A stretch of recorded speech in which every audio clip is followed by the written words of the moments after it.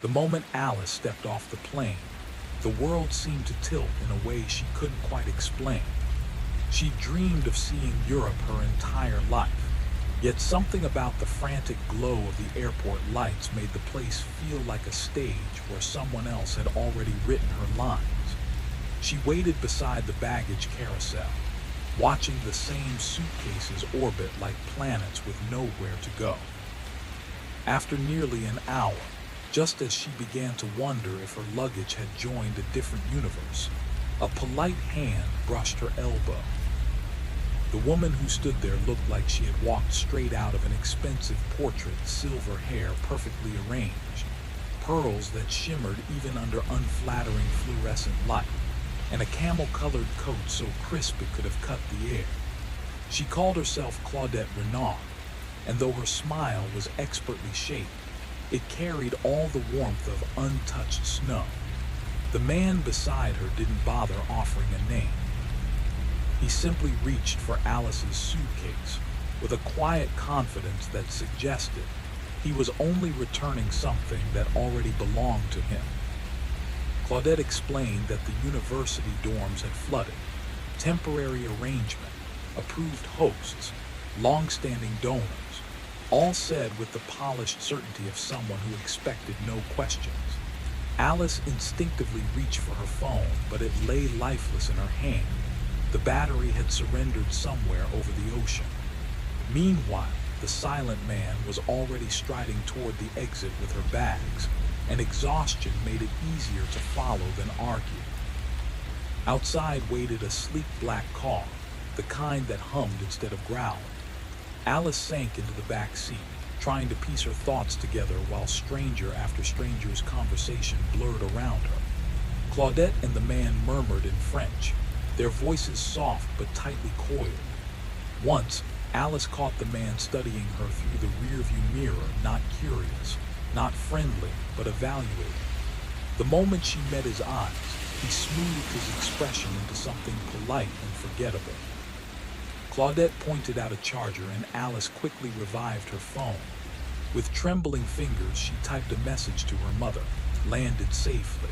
Surprise housing change, staying with a host family.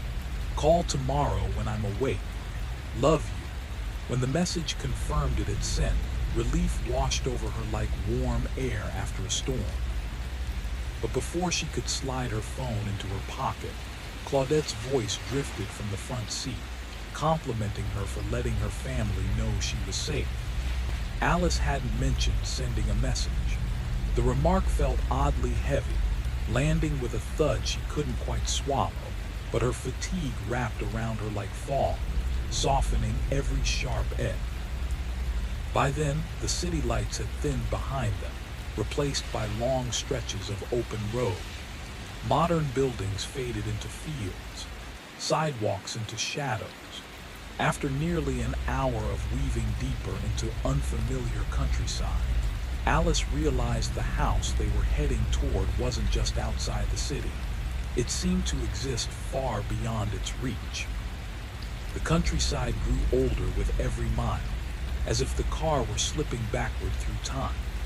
The sharp lines of the city softened into crooked stone fences, and the wide roads narrowed into twisting lanes where ancient plane trees arched overhead like bent guardians.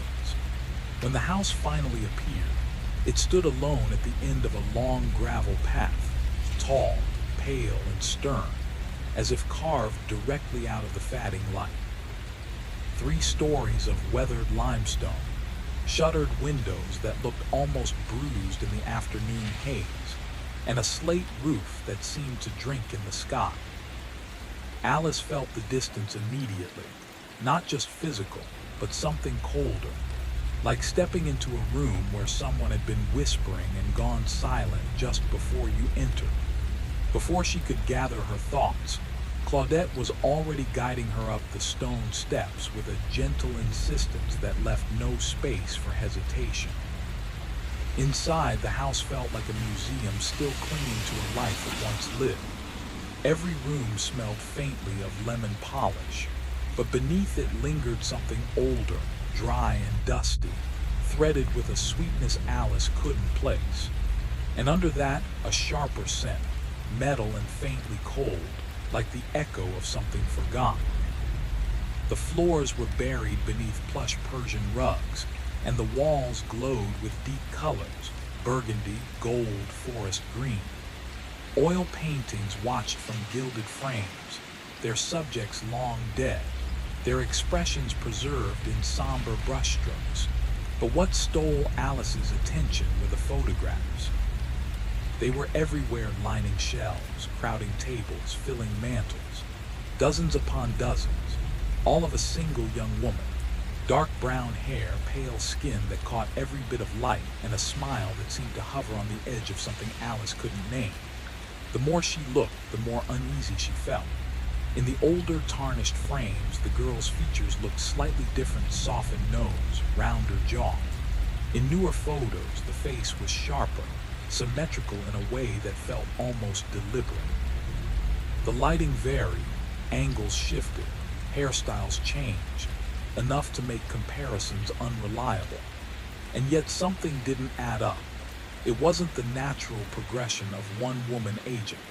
It looked more like a gallery of closely matched strangers mimicking the same expression. Claudette noticed her attention and spoke with a touch of pride. Their daughter, Elena.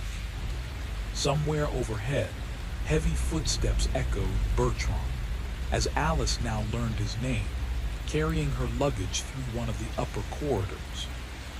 Alice lingered in the entryway, quietly calculating the distance back to the main road. Could she walk it? Would the university believe she wasn't being ungrateful? She almost rehearsed the apology in her mind, but she forced a polite smile, complimenting Elena's beauty. Claudette's answering smile held something satisfied and unreadable. "You'll stay in her room," she said softly. "We've left everything as it was." The second floor was reached by a winding staircase whose elaborate banister felt strangely tacky under Alice's hand, as if recently polished or touched too often. Claudette unlocked a door with a key she carried, and the sound of the bolt sliding back made Alice's stomach tighten. Only then did she realize the door had been locked from the outside. Claudette motioned her in. It was unmistakably a young woman's room, or it had been once. The room felt frozen in a time Alice had never lived through. 20 years old, at least. The bed was dressed in a delicate white coverlet with tiny embroidered holes, the kind of pattern found in old photographs. The wallpaper was soft and floral, dotted with little rosebuds that seemed too innocent for how the air actually felt.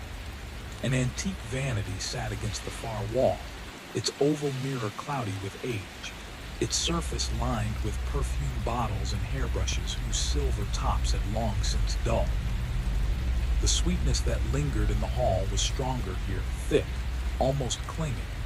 It reminded Alice of flowers left too long in a vase mixed with a sharper chemical bite, like something meant to preserve what should have been allowed to fade. Everything was spotless, impossibly so, as though the room were tended to every morning despite no one living in it. And yet a thin layer of stillness settled over everything, the unmistakable quiet of a place untouched by real life for years.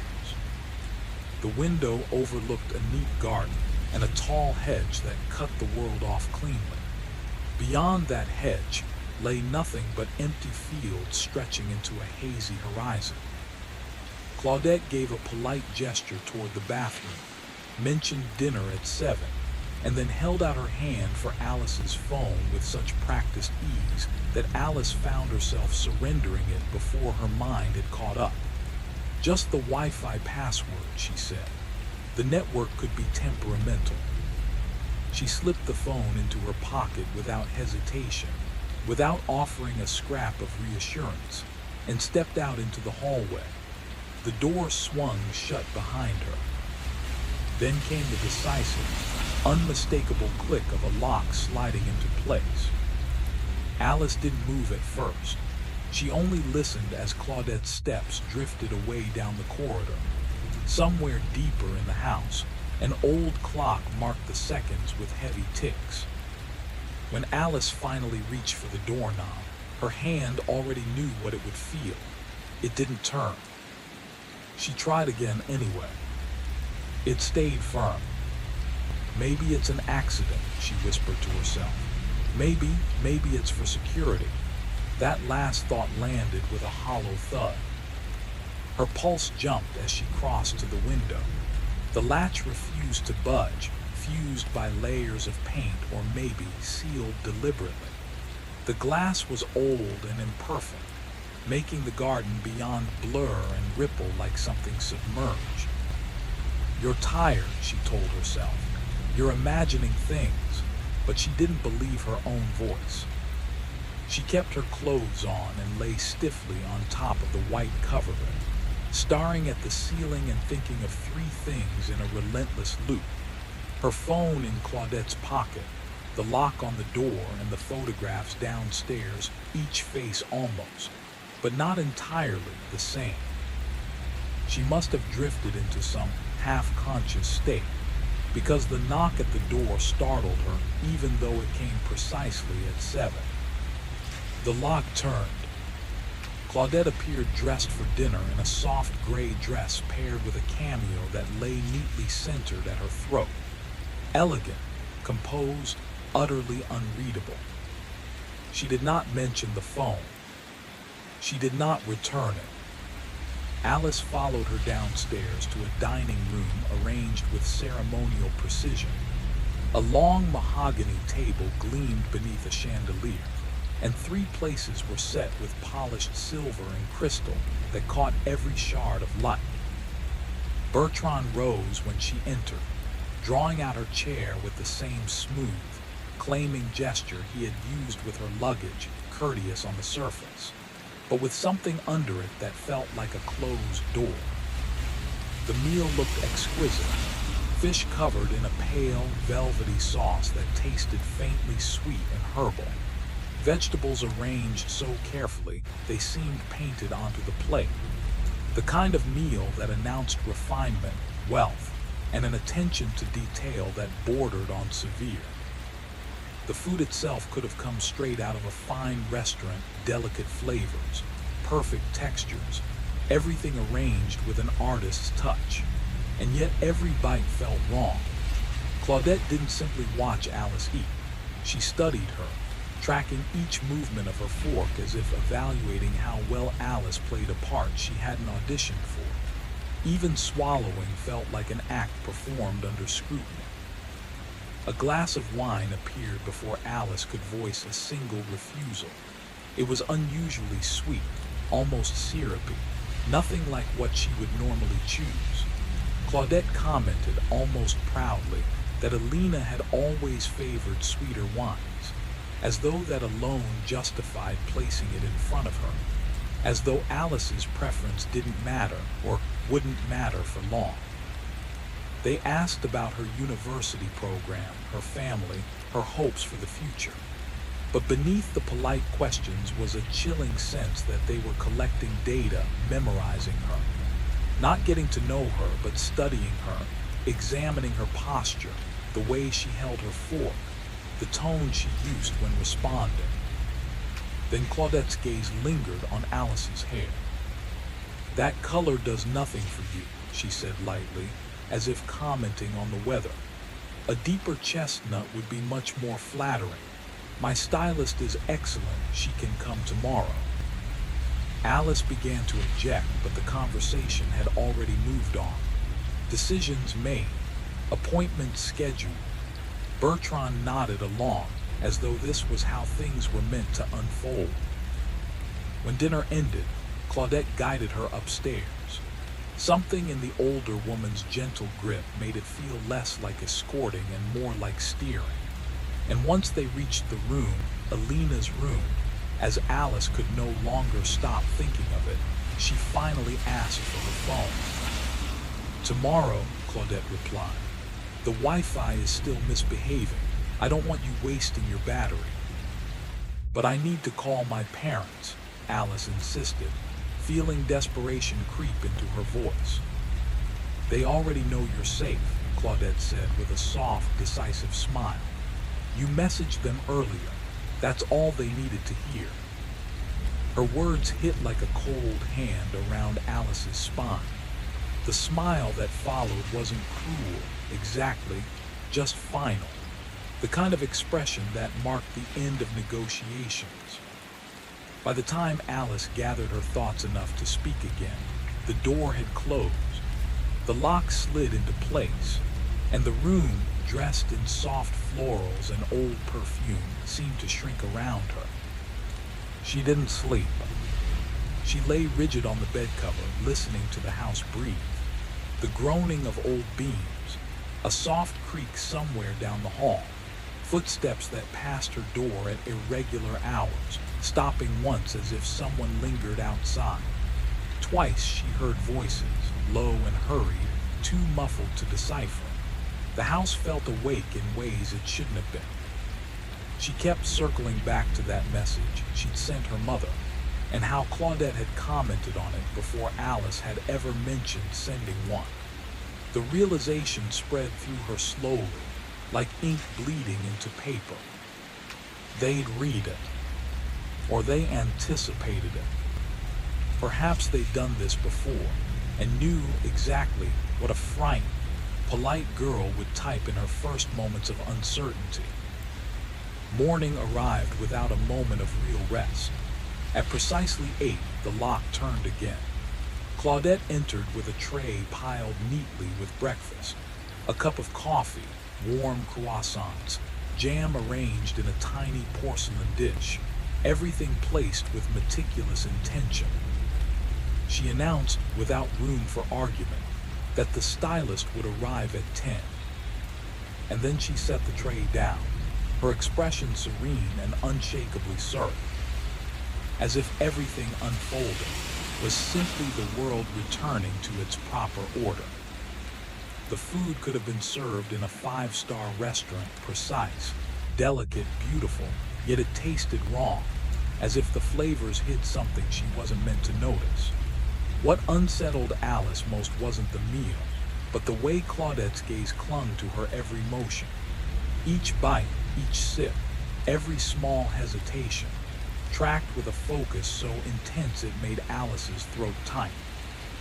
Before Alice could decline, a pale, syrupy wine appeared in her glass, too sweet, almost sticky on her tongue. Claudette murmured that their daughter had loved wines like this, as though that alone explained why Alice should drink it too. The questions followed, gentle, polite, but far too exact, about her classes, her parents, her future. Every answer felt like it was being weighed, measured, stored away for some purpose she couldn't see. Alice tried to keep her voice steady, but she felt exposed under their watchful eyes. Then Claudette's attention drifted to Alice's hair. "That color doesn't flatter you," she said softly, already shaping the solution. "A warm chestnut would suit you beautifully. I'll have my stylist come in the morning." Alice opened her mouth to object, but the conversation had already moved on, as if her opinion were unnecessary. After dinner, Claudette led her upstairs.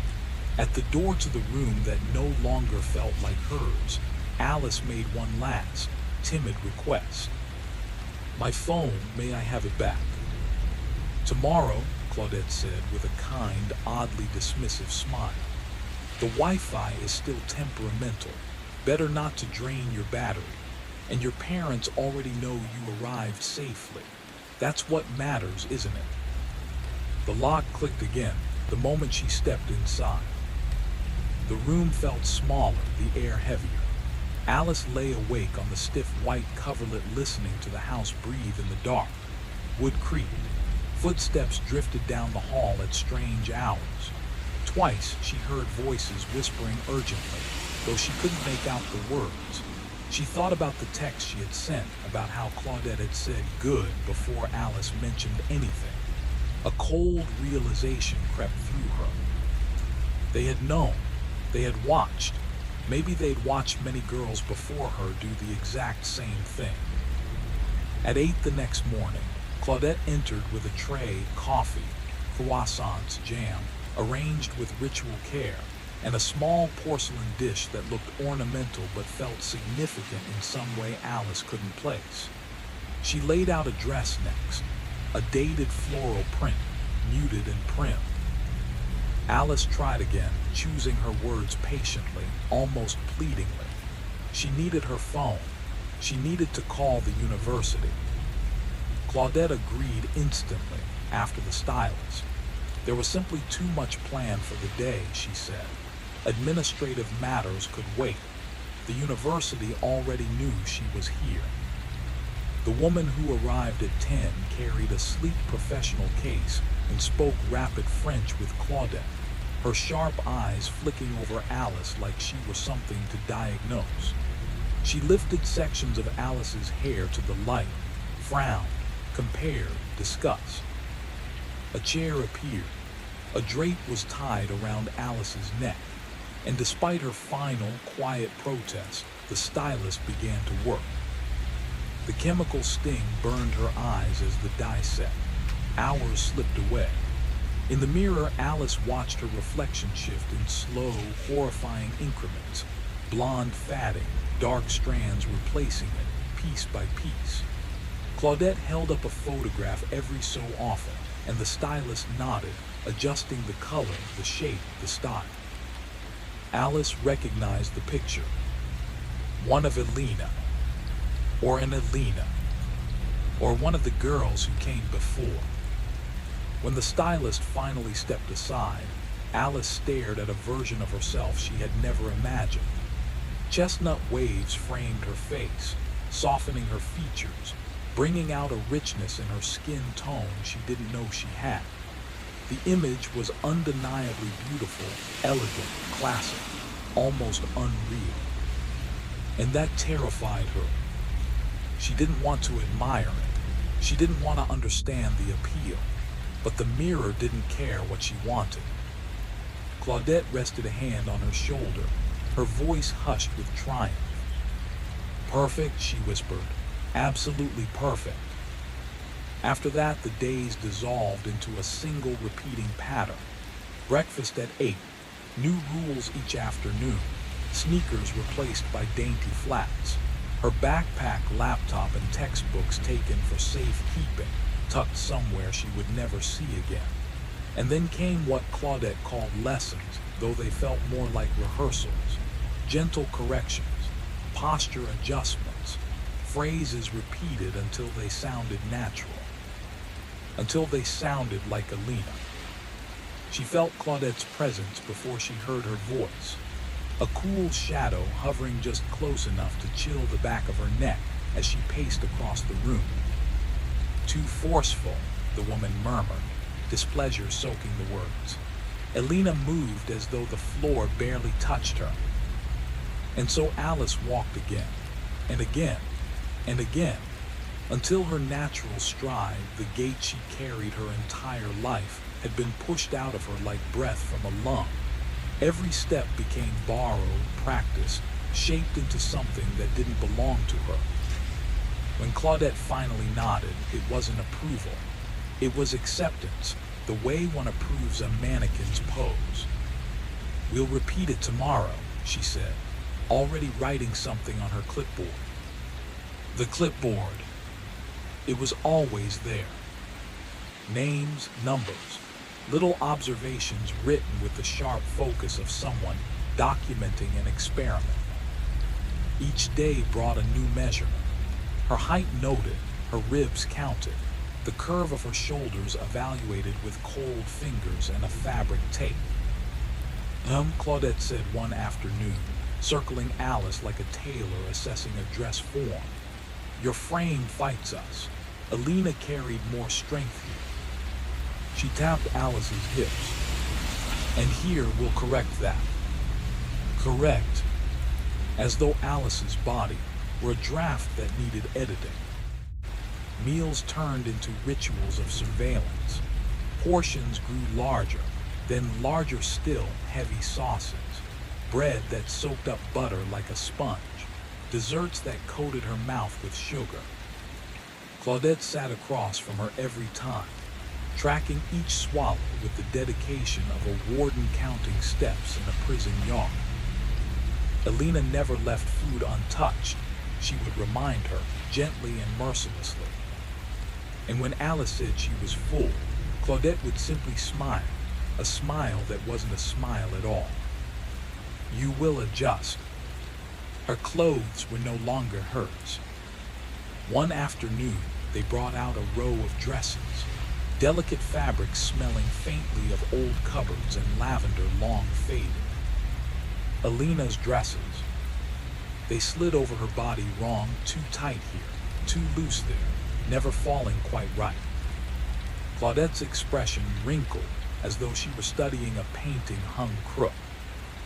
We'll tailor them, she said sharply, tugging at the seams. But you must gain at least 3 kilos. Elena was never this slight. The next morning, trying desperately to find something that wouldn't earn displeasure, Alice chose a soft yellow dress. Claudette froze in the doorway. No, she said, voice like thin ice. She would never wear that. The dress was removed from Alice's hands. We'll review your choices again tomorrow until you remember. Remember. Not learn, remember. As if Alice had always been whoever they wanted her to be. And slowly, inevitably, the world began calling her by a name that wasn't hers. Elena. At first she corrected them reflexively, a quiet Alice slipping out before she could stop it. But the air would change when she said it. Bertrand's eyes would harden like stones. Claudette would sigh softly, as though patience itself were being tested. Let's practice again, she'd say. You're drifting out of character. Character. As if the dead girl were simply a role waiting to be filled. And each repetition chipped something away. A detail, a habit, a piece of herself she couldn't quite hold on to. Until the sound of Alice felt faint and unreachable, while the name they fed her settled on her shoulders like a costume she could no longer remove. The moment Alice stepped onto the gravel path of that old estate, the world she knew began slipping quietly out from under her feet. The house waited at the end of the drive like something carved out of another century. Tall, pale stone, shuttered windows that seemed to hold their breath. The air around it carried that strange stillness old places have, the kind that settles on your skin before you even understand what's wrong. Claudette held her arm the entire walk inside, steering her like someone guiding a child who might run. And once the door shut behind them, the house felt even stranger, too polished, too preserved. Everything smelled like lemon wax layered over something older, something sweet and faintly metallic, like memories left in a sealed drawer. Portraits stared from the walls, rigid, silent people frozen in clothes no one had worn in a century. But it was the photographs scattered everywhere that stopped Alice cold. A girl, the same girl or almost the same, appeared again and again, in silver frames in newer ones, smiling, unsmiling, turning her face slightly this way or that. Each picture looked like her, but never quite exactly. As if someone had tried to capture a single person and failed again and again, creating versions instead of memories. Elena, Claudette said with pride, their daughter, gone but not forgotten. Alice barely had a moment to think before Claudette was guiding her upstairs to a locked bedroom. Elena's room, preserved exactly as it had been 20 years ago, white covering, rosebud wallpaper, neatly arranged brushes and glass perfume bottles. Everything too clean, too untouched, too staged. A theater set waiting for its lead actress. And then Claudette stretched out her hand for Alice's phone. Just for the Wi-Fi password, she said. Alice handed it over before she understood what she was doing, and the door locked behind her. That night she lay fully clothed on the bed, unable to sleep. She heard footsteps in the halls, low voices, something scraping on the floorboards. She stared at the window sealed shut, warped glass turning the garden into a rippling dream.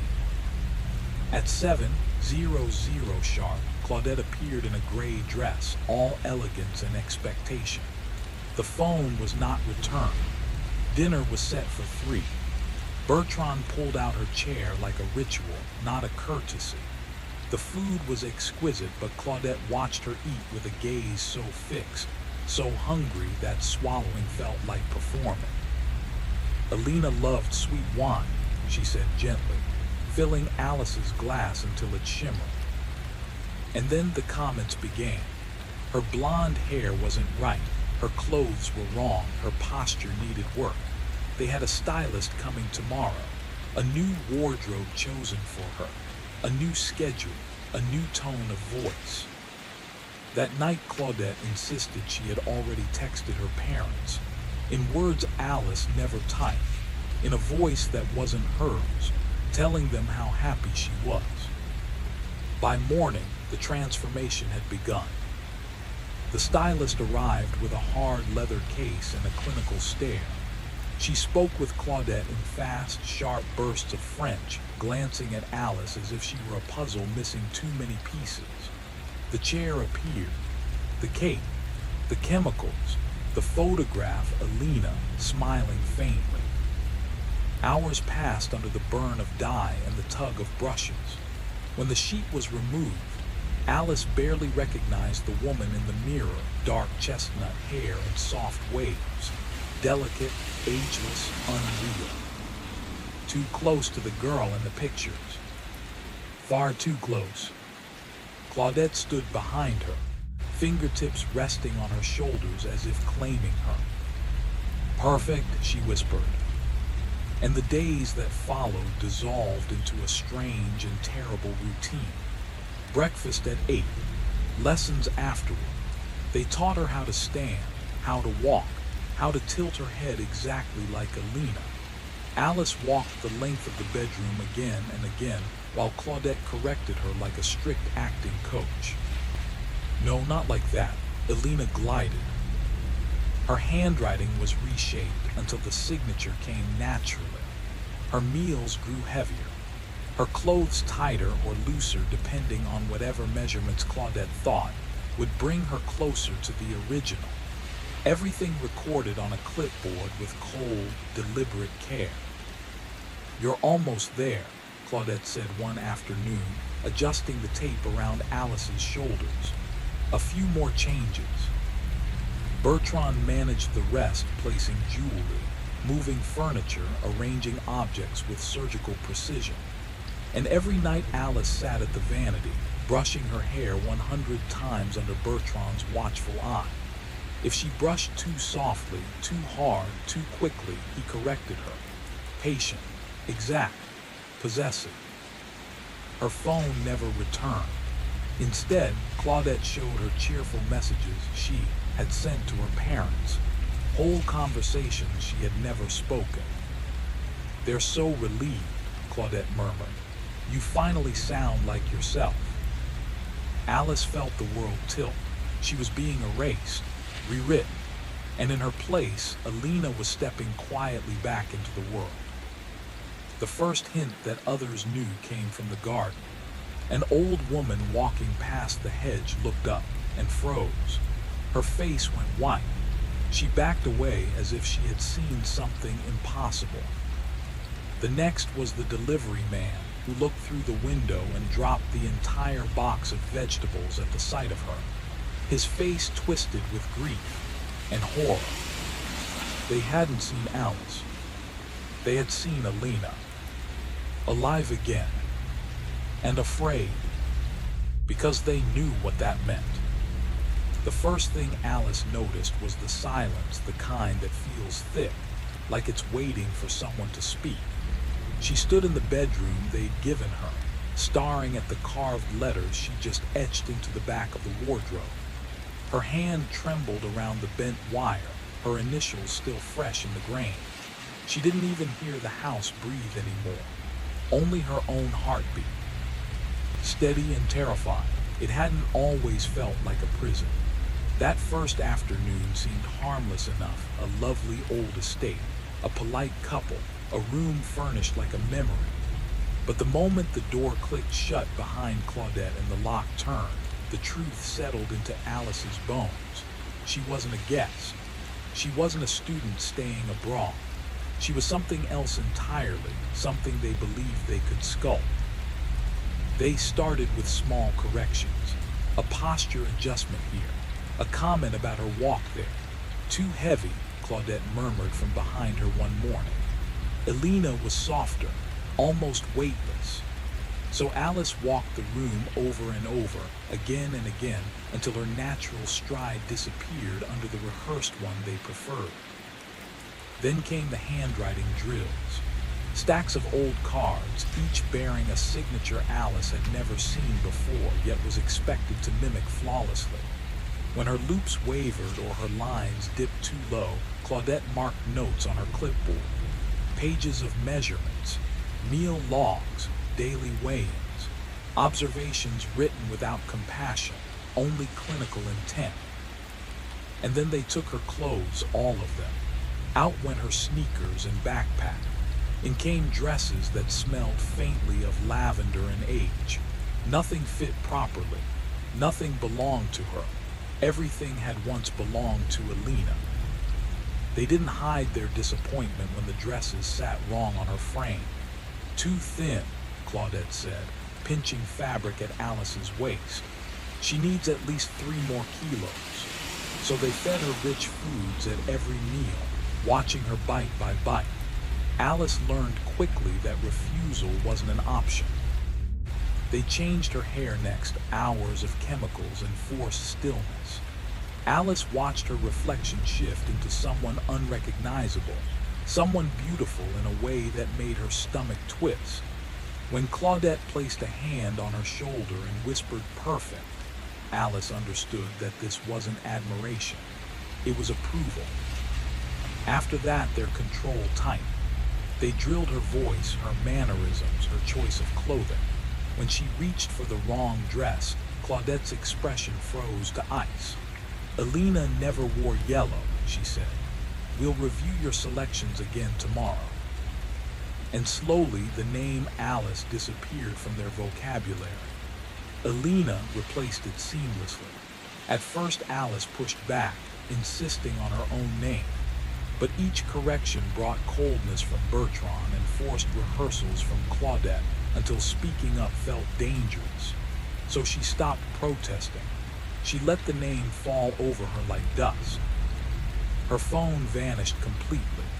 Claudette would occasionally show her messages sent from it. Bright, cheerful updates written in Alice's tone, but forged by someone else. Reading them felt like watching a stranger puppeteer her life. The neighbors confirmed what she was beginning to fear. First, the elderly woman who froze when she saw Alice in the garden, her face draining of color. Then the grocery man who dropped an entire crate at the mere sight of her. Their reactions weren't confusion. They were recognition and dread. That night the truth arrived in fragments from behind her locked door. Their voices were soft, but in the quiet of the old house, every word found her. "She's doing better than the last one," Claudette murmured. "Still too thin," Bertrand replied. "The proportions aren't right. We'll correct them once she's settled." And her face, "We'll consult the surgeon."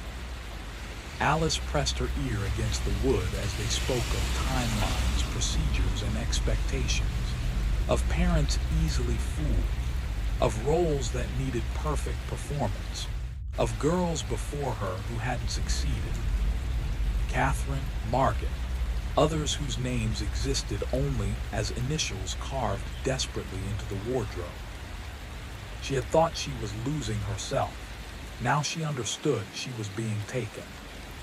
So she carved her own mark, a quiet rebellion scratched into old wood, proof she had lived, proof she refused to disappear neatly into their script. She pressed the broken wire deeper into the groove, her breath shaking, and whispered into the empty room, "I will not become her." Her voice died in her throat as Bertrand stepped forward. He didn't shout, he didn't rage. That would have been easier. Instead, he looked at Alice the way a disappointed father might look at a child who had broken a cherished heirloom. Quiet, measured, cold. "Claudette tells me you've been wandering," he said. "That's not like Alina." He said Alina, the way a priest might utter a sacred name. Claudette's grip tightened on Alice's arm, her nails biting through fabric. "She was near the shed," she said. "Too close." The words seemed to change the air. Bertrand's expression flickered, fear, annoyance, calculation, before settling back into that unnerving gentleness. "Alice," he said softly, "you're confused. Change is overwhelming you. You're lashing out, but that's not your fault." He stepped closer, brushing a strand of her hair behind her ear the way a husband might, not the way an old man should with a girl terrified of him. "You found things not meant for you," he murmured. "Things that don't concern you." Alice jerked back, but Claudette's grip didn't allow more than an inch of freedom. "They weren't students," Alice said, her voice shaking but audible. "They were refugees, runaways, girls no one would look for." Bertrand's eyes sharpened, just for a moment, and then the warmth returned like a mask being put back on. "You've misunderstood," he said, stroking her cheek with a thumb that felt like ice. "People like that, they don't have futures here. We give them comfort, a home, a purpose, and when they can no longer live in peace, we let them go." Let them go. As though he were speaking of birds he'd released from a cage, not girls who vanished into smoke. Alice swallowed hard. What about the names carved in the bed frame? A pause, Claudette stiffened. Bertrand inhaled deeply, as if savoring a memory. "Reminders," he said, "of girls we tried to help, girls who couldn't adjust, who fought, who broke." His fingers caught her chin, forcing her to meet his gaze. "You're not like them, Alice. You're special. You can become her. You can make this house whole again." Claudette leaned close to her ear, whispering, "You should never have gone to the shed. You've made everything worse." For the first time, Alice realized fully, completely terrifyingly. They weren't trying to replace Alina. They were trying to preserve her, rebuild her, piece by piece, even if it meant carving away everything that made Alice herself. Bertrand nodded once, a decision made. "Take her upstairs," he said quietly. "She needs rest. Tonight we begin again." And as Claudette dragged her toward the staircase, Alice realized there would be no more mistakes allowed. No more wandering, no more second chances. They had chosen her, and they would not lose her the way they lost the others. A young woman whose face mirrored Alice's so closely it made her stomach twist. Not identical, but close enough that grief could blur the difference. Close enough that longing could turn resemblance into destiny. Claudette slid a fingertip over the photograph as though stroking a daughter who had never been returned to her. "She was taken from us," she said softly, cruelly, suddenly, without justice, without mercy. Her voice trembled not from remorse but from simmering resentment that had aged like iron. "The world stole her. Why should we not take something back?" Bertrand closed the album with a reverent finality, his large hands lingering on the cover. "Alina was everything," he said. "Our purpose, our anchor. Without her, life became void." He looked at Alice with a gaze too steady, too hungry for meaning. We needed someone who could carry her forward. Carry her forward, as though Alina were a role, not a person. as though Alice were a vessel, something to be emptied of herself and filled with another life. She felt her heartbeat in her throat, sharp and unsteady. "I'm not her," she whispered. "I can't be her." Claudette smiled the way one might smile at a frightened child. Patient, patronizing, unmovable. "You already are," she said. "Everyone sees it, even the neighbors. That is why they looked so afraid. To them, you are Alina returning from beyond the grave, a miracle." She cupped Alice's cheek gently, tenderly, as though affection could smother terror. "You should feel honor." Alice's breath shuddered. "And the others?" she asked. "Did they refuse?" Claudette's eyes hardened. "They disappointed us." Bertrand placed a hand on Claudette's shoulder. "Alice," he said, "you are different. You have the discipline, you have the grace, you have the light she carried." The light, the grace, words that meant nothing and everything in the hands of the deluded. Alice stepped back instinctively, but the kitchen felt suddenly smaller, as though the air itself shrank to keep her close. Bertrand moved slightly, just enough to make leaving the room feel impossible. Claudette watched her with a calm certainty, because in their minds the conversation was not a warning, it was a welcome. "You will stay here," Claudette said softly. "You will continue your lessons, your habits, your refinement. Soon you won't question any of this." She smiled faintly. "Alina never questioned us either." A coldness seeped into Alice's bones, deeper than fear, something older, steadier, a knowledge.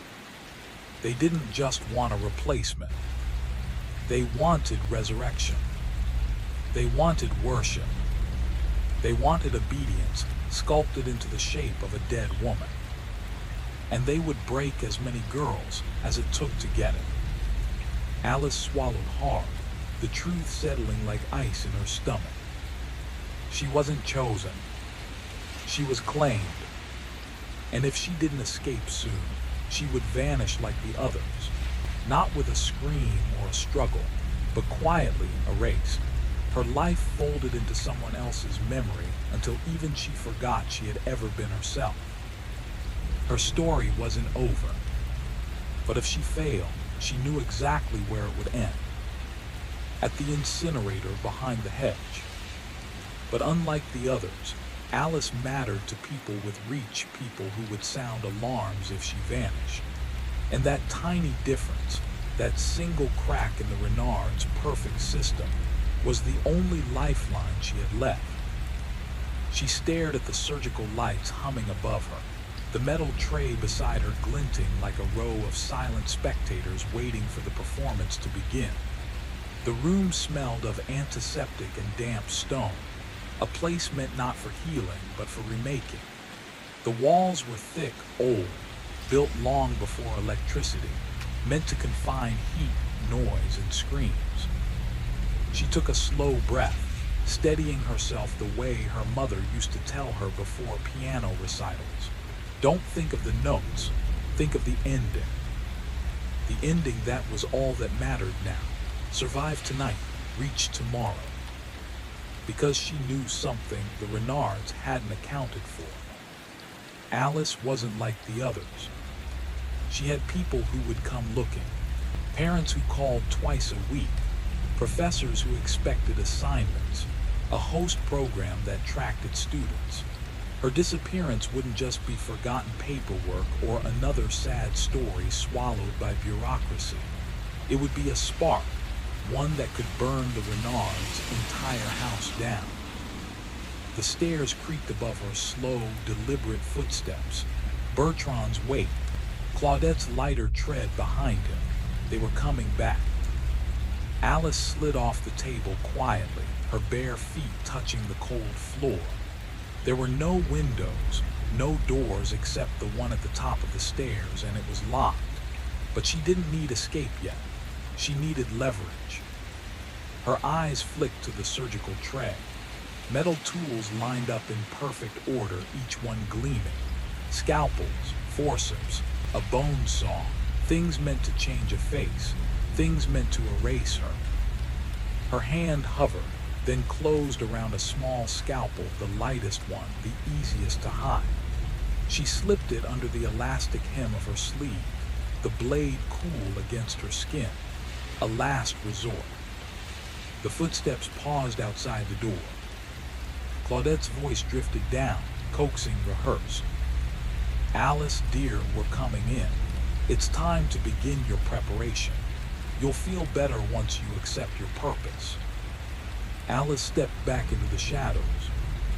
Somewhere deep inside her, deeper than fear, deeper than shock, something old stirred.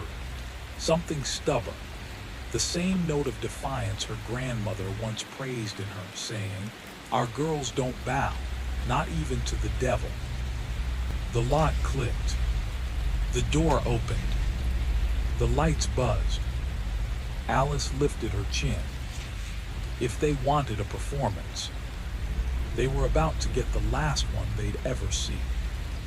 Still, she kept turning that last screw, her hands shaking not from fear anymore, but from a hard, ancient instinct buried deep in anyone who refuses to die quietly. She didn't know where she would run, only that staying meant becoming a ghost inside someone else's life. The mesh finally gave with a soft metallic sigh, a sound so small, so fragile that Alice froze, listening, praying it hadn't carried upstairs. Silence. Only the hum of the basement lights and her own heartbeat pounding against her ribs. She eased the mesh outward. Cold night air drifted in, earthy and sharp, carrying the scent of wet soil and distant rain. It felt like a hand reaching for her, a reminder that the world outside still existed, that freedom was not a fantasy. But just as she braced her palms against the sill, testing whether she could wriggle through the narrow opening, she heard it. Footsteps, slow, unhurried, coming down the stairs. Her blood went cold. The screws, the mesh, the scalpel left on the table. She hadn't put anything back. She hadn't masked a single sign of what she'd done. The door at the top of the stairs clicked, not violently, almost tenderly, the way a parent might open a child's bedroom at night. Alice, Bertrand's voice called softly, almost affectionate. It's time. Time for what? The procedure, the next lesson. Completion of the role she never asked to play. The stairs creaked under his weight. Alice's instinct screamed, move now or never move again. She dropped to her stomach, shoulders squeezing through the window frame, the rough metal scraping her skin. Her breath shuddered with every inch. A figure appeared at the bottom step. Bertrand paused. Then he saw the window. Alice, he said again, but the softness was gone now. His voice cracked like a whip. Stop. Alice didn't stop. She pushed, hard. Her ribs crushed against the frame, pain blooming across her chest, but she forced herself through until gravity took over and she spilled onto the damp earth outside. She didn't look back. Bare feet slapping against the cold dirt. She ran into the darkness behind the house, into the trees that swallowed the garden, into the wild tangle of branches that tore at her arms, but offered something the Renards never truly had. A direction that wasn't crafted for her. A choice that was hers alone. Behind her she heard shouting. The slam of the basement door. Claudette calling Bertrand's name. The quick, furious sweep of a flashlight cutting across the lawn. Alice didn't stop, because stopping meant becoming Alina. And becoming Alina meant disappearing forever. She didn't know where the path led, only that, for the first time since she stepped into this house, she was choosing her own steps. And that was enough to keep her running into the night.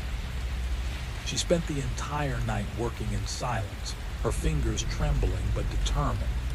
One screw loosened, then another.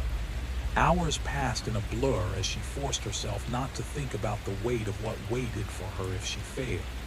When the final screw refused to budge, she bent the mesh anyway, pushing it back until it groaned in protest. There was just enough space for her to squeeze through. She slid halfway out, metal scraping her ribs, when the door at the top of the stairs creaked open. Claudette appeared first, wrapped in silk, her posture elegant and cold. Bertrand followed, a beam of harsh light shining from the flashlight in his hand. They watched her with the calm patience of people witnessing something familiar, an escape attempt they'd grown used to. Claudette let out a long, weary sigh, the kind a disappointed teacher gives a failing student. "And you were doing so well," she murmured. Alice didn't wait. She dropped the last few feet outside, pain ripping through her twisted ankle, but she forced herself forward, stumbling into the night. The garden spun around her, branches clawing at her nightgown as she fled. Behind her came Bertrand's voice, level, steady, almost gentle. He called out a name that wasn't hers. "Elena, come home." She pushed harder. The hedge maze swallowed her in darkness.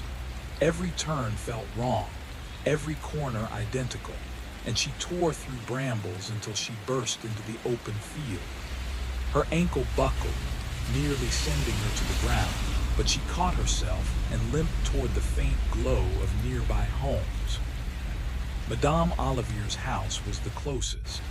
Alice threw herself against the door, pounding with all the strength left in her. She screamed for help in every language she knew. The door cracked open, revealing the old woman in her nightgown, eyes full of sorrow that was almost unbearable.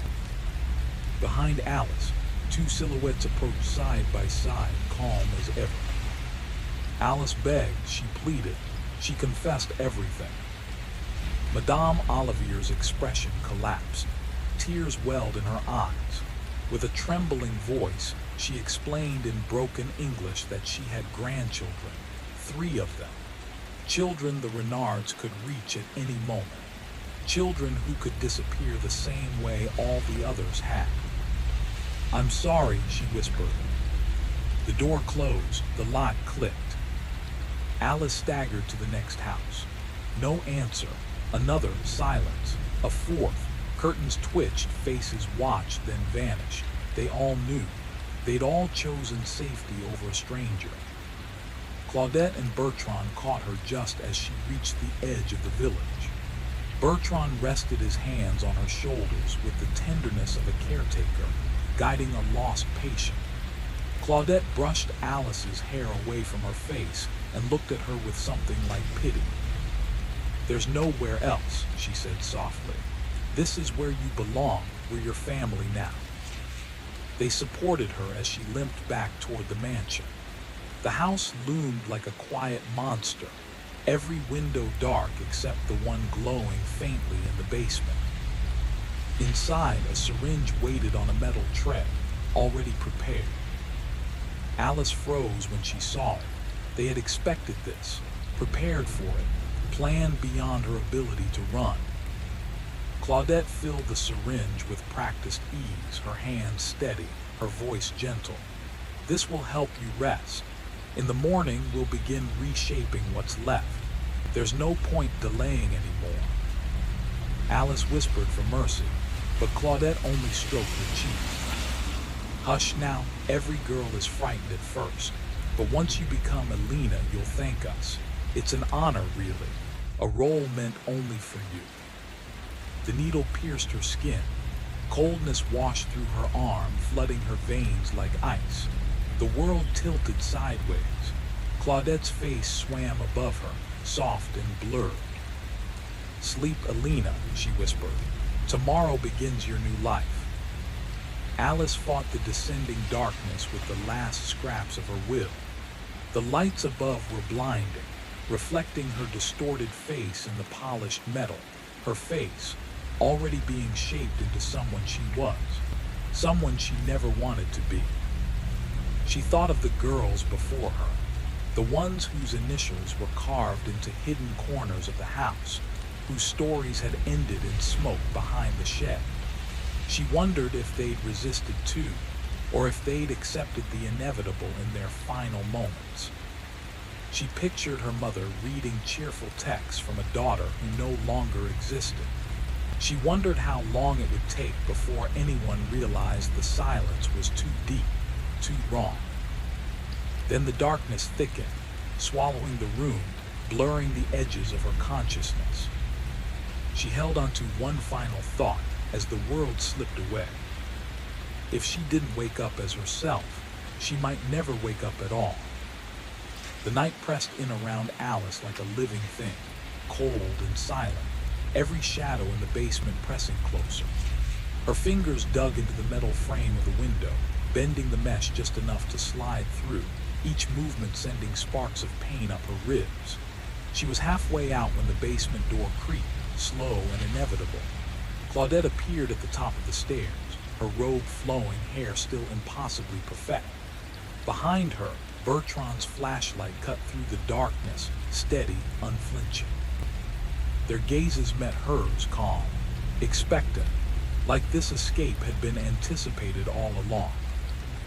Alice tumbled onto the damp earth, ankle twisting sharply, pain shooting through her leg, but she forced herself forward. The garden became a blur of black and silver, branches clawing at her gown, thorns tearing skin and fabric alike. Bertrand's voice floated over the chaos, not angry, not desperate, just measured. "You can't outrun it," he said, almost gently. "You already are Alina." Every word felt like chains tightening. The maze of hedges offered false hope. Paths duplicated themselves, shadows swallowing her. She burst into the open field, the uneven ground threatening to take her down with every step. A cluster of distant lights called to her, faint and fragile. Madame Olivier's house. She pounded on the door, her voice raw and desperate, flailing between French and English. The old woman answered, her eyes wide, her face a map of worry and memory. Alice tried to explain, but the moment her gaze flicked to the approaching Renards, she saw the truth. This village, this world, already knew. No doors open. No one helped. Every window shuttered, every neighbor silent. They had calculated meticulously, and everyone had agreed. Safety for them outweighed a stranger's life. Claudette and Bertrand flanked her on the garden path, hands on her shoulders, their touch disturbingly tender. "See," Claudette murmured, "there's nowhere left to run. This is your life now. Accept it and it will be easier." Back inside, the basement's cold lights revealed the syringe waiting on the surgical tray. Alice's stomach dropped, dread coiling tight in her chest. "This will make it easier," Claudette said, voice deceptively gentle, filling the needle. "Tomorrow, we begin the final adjustments. You're almost ready." Alice whispered, pleading, "Please don't." "Hush," Claudette said, patient and terrifying. "Every girl resists at first, but when you wake, Alina will be you. You'll understand, you'll be grateful." The icy liquid surged into her veins, world tilting, breath stuttering. She fought to keep her eyes open, to stay herself. In the chrome reflection of the surgical lights, she glimpsed her new features, dark hair, altered bone structure, already shaping into someone else. Thoughts of Margaret, Catherine, Heather flashed, other girls who had been erased quietly, leaving only scars in wood and memory. Her parents, blissfully unaware, receiving cheerful updates from a daughter who no longer existed. Initials carved into the wardrobe: MS2019, CW2021, H2023. They were warnings, memorials, a silent rebellion. She pressed her own mark into the wood, 2025, but the significance was uncertain.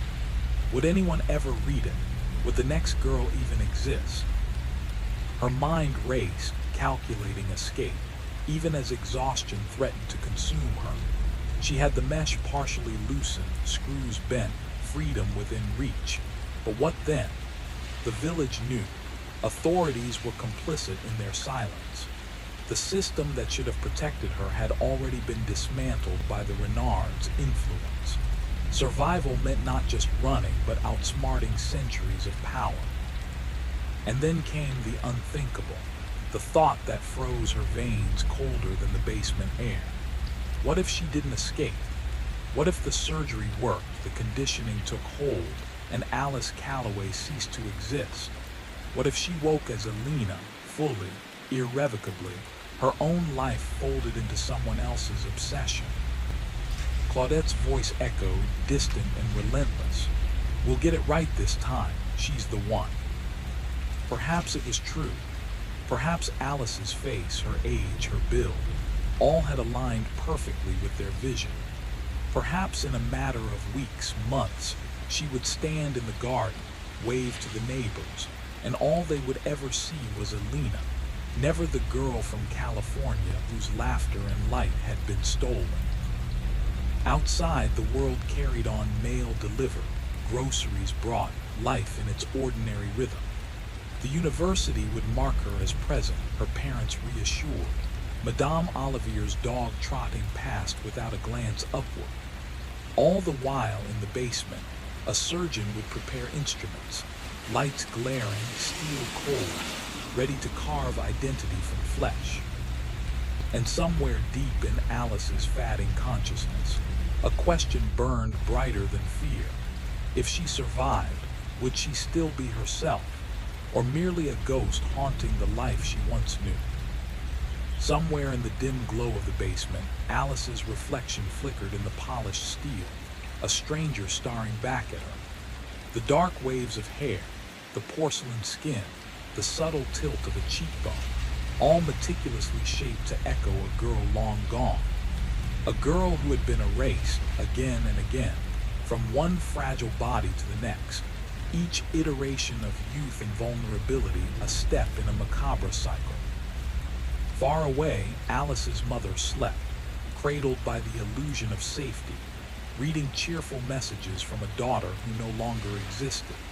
Across continents, families of MS, CW, and H clung to hope, whispers of vanished girls threading through memories and dreams, never suspecting the horrors that had already passed through their lives.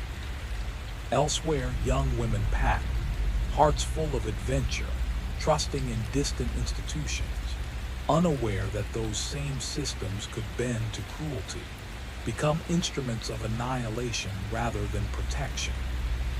But here, on the edge of the long gravel drive, the house loomed like a sentinel. Inside, only the grandfather clock marked the passage of time, its steady tick blending with the quiet, measured breathing of the girl whose name she no longer remembered.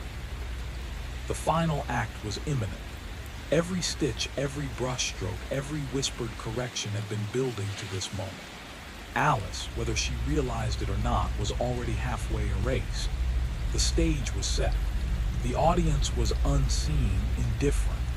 And Claudette, ever the director, watched with the cold certainty of someone who believed perfection could be imposed, that life could be rewritten, and that this time there would be no mistake. Story 2, The Seat That Waited. Dennis froze as he noticed the card wedged inside the fridge, not pinned with a magnet, not tucked in a drawer, but simply resting between the leftover takeout container and the milk jug. The envelope was cream-colored, heavy, its surface impossibly smooth and cold under his fingertips, untouched by moisture, as though it had existed there forever, waiting for him to see it. The writing was immaculate, every flourish deliberate, elegant. You are invited to the Autumn Lane Thanksgiving gathering. Thursday, 6:00 p.m. We have saved a seat for you. A chill ran down his spine. Saved a seat for him. The words carried a weight he couldn't place, as though someone had been marking the months, the days, noticing his absence, longing for his presence. Dennis stepped back, the fridge door still open, cold air curling around his ankles. He glanced again at the kitchen counter. The envelope that had arrived yesterday, equally formal, equally unsettling, had already seemed unusual. This was something else entirely. The stainless steel reflected his image, warped and flickering in the dim October light. For a heartbeat, he thought a shadow moved behind him. He turned sharply, but the kitchen remained empty. Just him, the card, and a memory of Jasmine drifting through the air, faint, impossible. Rachel's scent. 4 months gone, and yet the house still remembered her. Their bungalow on Autumn Lane, once charming with its sagging porch and peeling paint, now felt like a vessel holding the echo of her presence. Without her, it seemed to sigh under the weight of neglect, slowly surrendering to decay. Neighbors had never spoken to him. He'd watched them through the window over the years, Mrs. Holbrook trimming her roses with surgical precision, each stem cut at the same angle, the Castellanos walking their terrier in perfect harmony, their movements eerily synchronized. Young Mr. Pritchard buffing his vintage Chrysler each Saturday at 9 sharp, lost in some private ritual. They would nod, wave, smile, but never speak. It was as though he existed outside their reality, or perhaps they had been waiting for a reason he had yet to understand. Rachel had tried to bridge the distance at first, baking cookies, inviting Mrs. Holbrook for tea, offering smiles and conversation. Each attempt had been politely rebuffed, excuses sincere yet hollow. Eventually she gave up. "They're strange, Dennis," she had said, leaning against the window where he now stood. "There's something in this place that refuses to be known." He chuckled, dismissing it as her imagination, her gift for sensing moods and atmospheres he couldn't perceive. Witchy, he teased her. But in the months since she left, leaving with nothing but a suitcase and a look in her eyes that haunted him, he felt it too. The weight of their attention, silent and suffocating, pressing in at the edges of his vision. The quiet corners of the street seemed to thrum with expectation, dreams of candle-lit dinners and echoing voices slipping into his sleep. The card seemed to whisper, though the words were not written on it. "You're ready now, come home." Dennis stared, the letter trembling in his hands. The houses lining Autumn Lane stood identical and silent, their facades staring back at him with unsettling symmetry. Every door, every window, every step on the sidewalks felt deliberate, as if the neighborhood itself were holding its breath. He realized that the invitation wasn't just a summons, it was a recognition, a beckoning he could not ignore. And somewhere deep in the shadows of his bungalow, Dennis understood that for the first time, the seat had truly been waiting for him all along. Dennis placed the invitation beside the thick envelope from his attorney, the one that held the final decree of a life he once believed unbreakable. No arguments, no demands, no heartfelt last-minute pleas from Rachel. She had simply signed her name in a trembling script and vanished from the world they'd built together. Her sister insisted she hadn't heard from her. Old friends offered soft, helpless answers about needing distance, about Rachel sounding frightened in a way none of them understood. Frightened of what? He'd repeated the question until it hollowed him out. The overhead light flickered, a weak stutter in the late afternoon quiet. He glanced up, mentally adding it to the list of things he hadn't bothered to fix. When his gaze fell back to the invitation, something was off. The painted leaves that formed a wreath around the printed text were drifting upward, as though gravity had reversed. He froze, blinked, looked again. The leaves fell downward now. Normal. Ordinary. And yet he felt cold. Loneliness had been gnawing at him for months, the takeout containers piling up, the couch that had become his bed because the real one felt haunted by the shape of a woman who no longer loved him, the silence so deep it pressed against his eardrums. Maybe this potluck wasn't a threat. Maybe it was mercy. Maybe being around living people would remind him he was still one of them. He told himself he'd go. He said it aloud, as if speaking the words could steady him. Of course he would go. What else filled his calendar anymore? The days leading to Thanksgiving blurred together in an indistinct loop of work, microwave dinners, and long stretches of thought he couldn't quite escape. At the insurance office, he typed the same numbers into the same forms he'd handled for years, but his mind drifted again and again to Rachel, to the strange shift he'd witnessed in her before she left. She had grown skittish, vigilant, always checking the windows, always pulling the curtains tight. Meals replaced by small, anxious snacks she'd eat standing up, as if too restless to sit. "They're watching," she'd murmured one night, her face pale with conviction. "Who?" he'd asked, half patient, half irritated. "The neighbors." He remembered glancing outside then, seeing only the quiet suburb bathed in warm porch light, each home neatly aligned as if posing for a photograph. And he'd laughed, gently at first. He hadn't understood that Rachel wasn't joking. He hadn't understood that she was already slipping away. Now, alone in the same kitchen where she'd whispered that warning, Dennis felt the echo of those words curl around him like a draft from an open door. Patterns, the same bulbs burnt out in the same places, as if the entire neighborhood followed a single, unseen blueprint. He remembered Thanksgiving last year, how the Castellanos had waved at him and Rachel in perfect unison, their smiles identical, their eyes unblinking just a moment too long. He'd laughed it off back then. Now the memory sat in his stomach like a stone. By Wednesday night, he couldn't sleep. The curtains shivered though the windows were closed. The porch light flickered in a slow, steady rhythm. 3 long pulses, 2 short, 3 long again. Morse code, his mind whispered. A signal, to whom he didn't want to know. Sometime after midnight, he padded into the kitchen for a glass of water and saw it. The invitation still lying on the counter. But now the letters seemed raised, as if someone had traced over them with a fingertip while he slept. He touched the paper, warm, too warm. He stepped back, pulse hammering.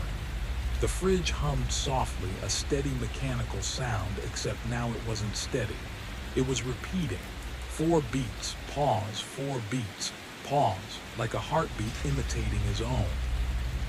Dennis swallowed hard. "I'm tired," he whispered, though the word felt small and useless in the dim kitchen. "I'm imagining things." But when he turned off the light and started toward the bedroom, he froze. The silhouettes through the living room curtains, the faint, familiar forms of his neighbors on their porches across the street, were all standing in exactly the same pose, not moving, not shifting their weight, not turning their heads, just watching his house. His chest tight. He stumbled back, nearly knocking over a chair, and yanked the curtain open, heart lurching. But the porches were empty, silent, ordinary. Nothing but neatly carved pumpkins and fall garlands swaying in the breeze. Dennis let out a shaky laugh. His reflection in the window looked pale, almost translucent. "I'm losing it," he muttered. But in the glass, just for a second, he could have sworn he saw another reflection standing behind him. Rachel. Eyes wide, lips parted, as though she was trying to warn him. He spun around nothing, empty air, cold kitchen tile beneath his feet. Thursday arrived too quickly. He dressed for the potluck in the same shirt Rachel had once said made him look approachable. As he buttoned it, he noticed his hands were trembling. He tried to steady them, failed. By the time he stepped outside, the sky was turning a deep, bruised gold. The chill in the air felt sharper than it should have. Each step down Autumn Lane felt like stepping onto a stage for a performance he had been rehearsing without realizing it. The houses glowed warmly. Smoke curled from chimneys. Porch lights flickered on simultaneously. At the end of the street, the Castellano's front door opened, slowly, silently, as if on cue. Inside, a long table gleamed beneath crystal chandeliers. Every seat was filled, except one. The one carefully arranged at the center of the table, directly beneath the largest chandelier. The one with his name carved on the plate. Dennis Calloway. As though he had been expected for far longer than he understood. And as he crossed the threshold, he realized something with a cold clarity that stole his breath. Rachel hadn't run away from him. She had run away from them. And now it was his turn to take her place. He placed the strange card on the counter beside the thick stack of divorce documents his attorney had couriered over that morning. Final signatures. No turning back. Rachel hadn't asked for anything, no property, no settlement, not even a conversation. She just signed her name in those looping letters he knew so well, and then vanished from his life without leaving a trace. Her sister swore she hadn't heard from her. Her old co-workers claimed she'd stopped responding months before that. Everyone gave the same answer. She needed space, Dennis. She looked scared. Scared of what, he asked 100 times. None of them knew. Kitchen bulb flickered overhead, humming like it was fighting to stay alive.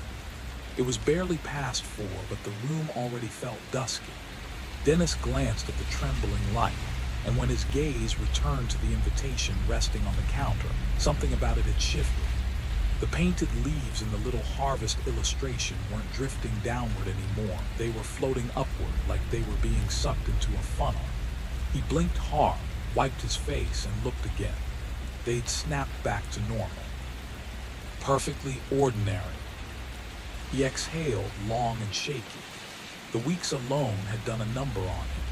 Eating takeout straight from the containers, dozing on the couch because the bedroom still smelled faintly like her shampoo, wandering a house that creaked differently now that her laughter wasn't inside it. Silence had a weight he hadn't known existed. Maybe going to this dinner, ridiculous as it sounded, would help. Real people, real conversation, something anchored in the ordinary. Yes, he'd go. What else did he have to look forward to? The days before Thanksgiving blurred into one long smear of routine. He dragged himself into the insurance office each morning, where he'd spent 7 years stamping paperwork and filing claims with his mind on autopilot. The job was so repetitive he could do it while thinking of nothing at all. Yet lately, every stray thought circled back to Rachel and the unraveling that had taken place in the final weeks before she left. She had changed. He could see it clearly now. She had begun checking the windows constantly, pulling curtains shut even on bright days. Her cooking, the thing she used to love most, stopped cold. Instead, she picked at crackers and fruit, eating like someone who didn't have time to finish a meal. "They're watching," she had whispered once. He'd laughed nervously and asked, "Who?" "The people here," she'd said. "Not the way you think, not where you notice." He told her she needed help. She told him he wasn't listening. And every day, something inside her seemed to shrink a little more. Until one morning, she packed a suitcase and walked out the door without a goodbye. With Thanksgiving approaching, he couldn't push away the nagging sense that he'd overlooked something crucial.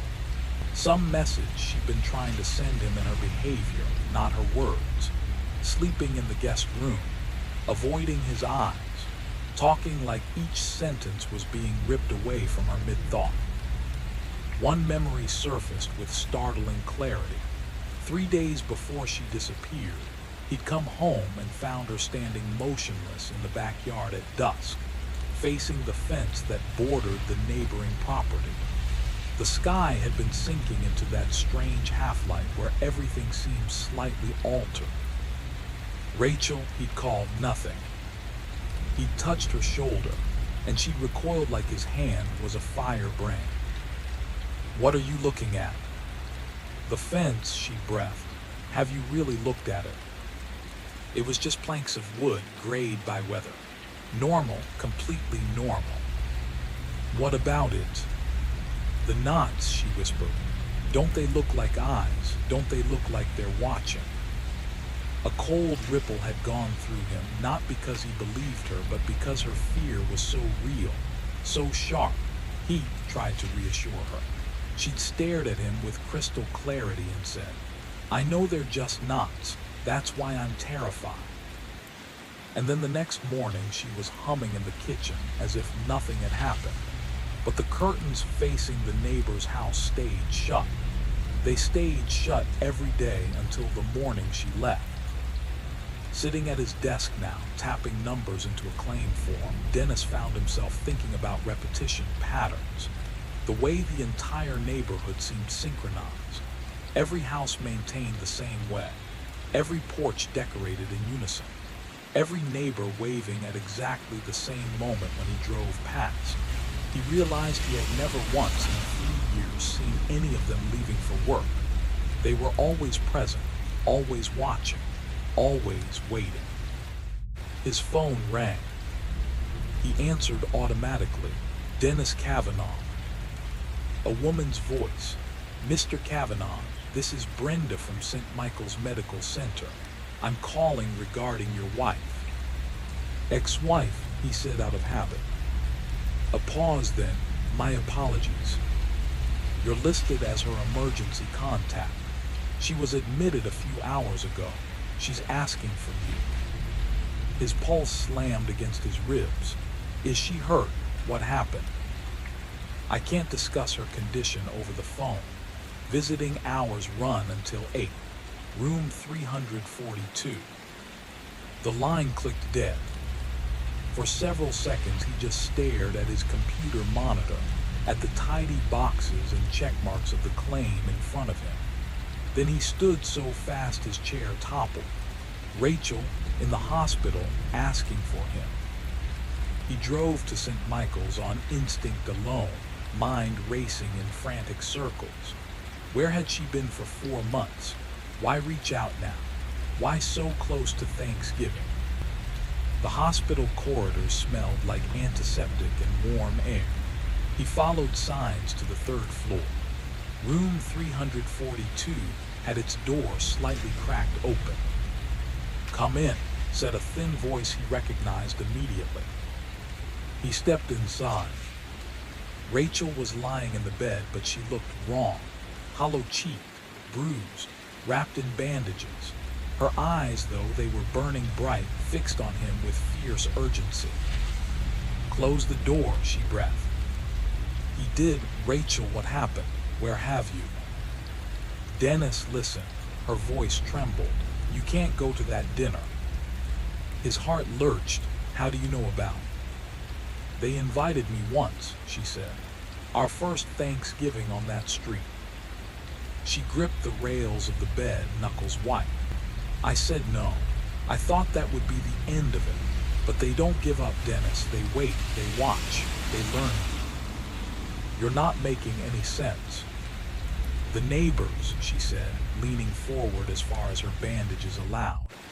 "They're not what they look like. The street isn't what it looks like. The houses, something old lives underneath them, something that uses us. I tried to warn you before. The house wouldn't let me." Dennis felt the world tilt around him. "Rachel, please." "You think I left," she whispered, shaking her head. "I never made it out. They caught me. They kept me in that nursery for months, trying to turn me into one of them.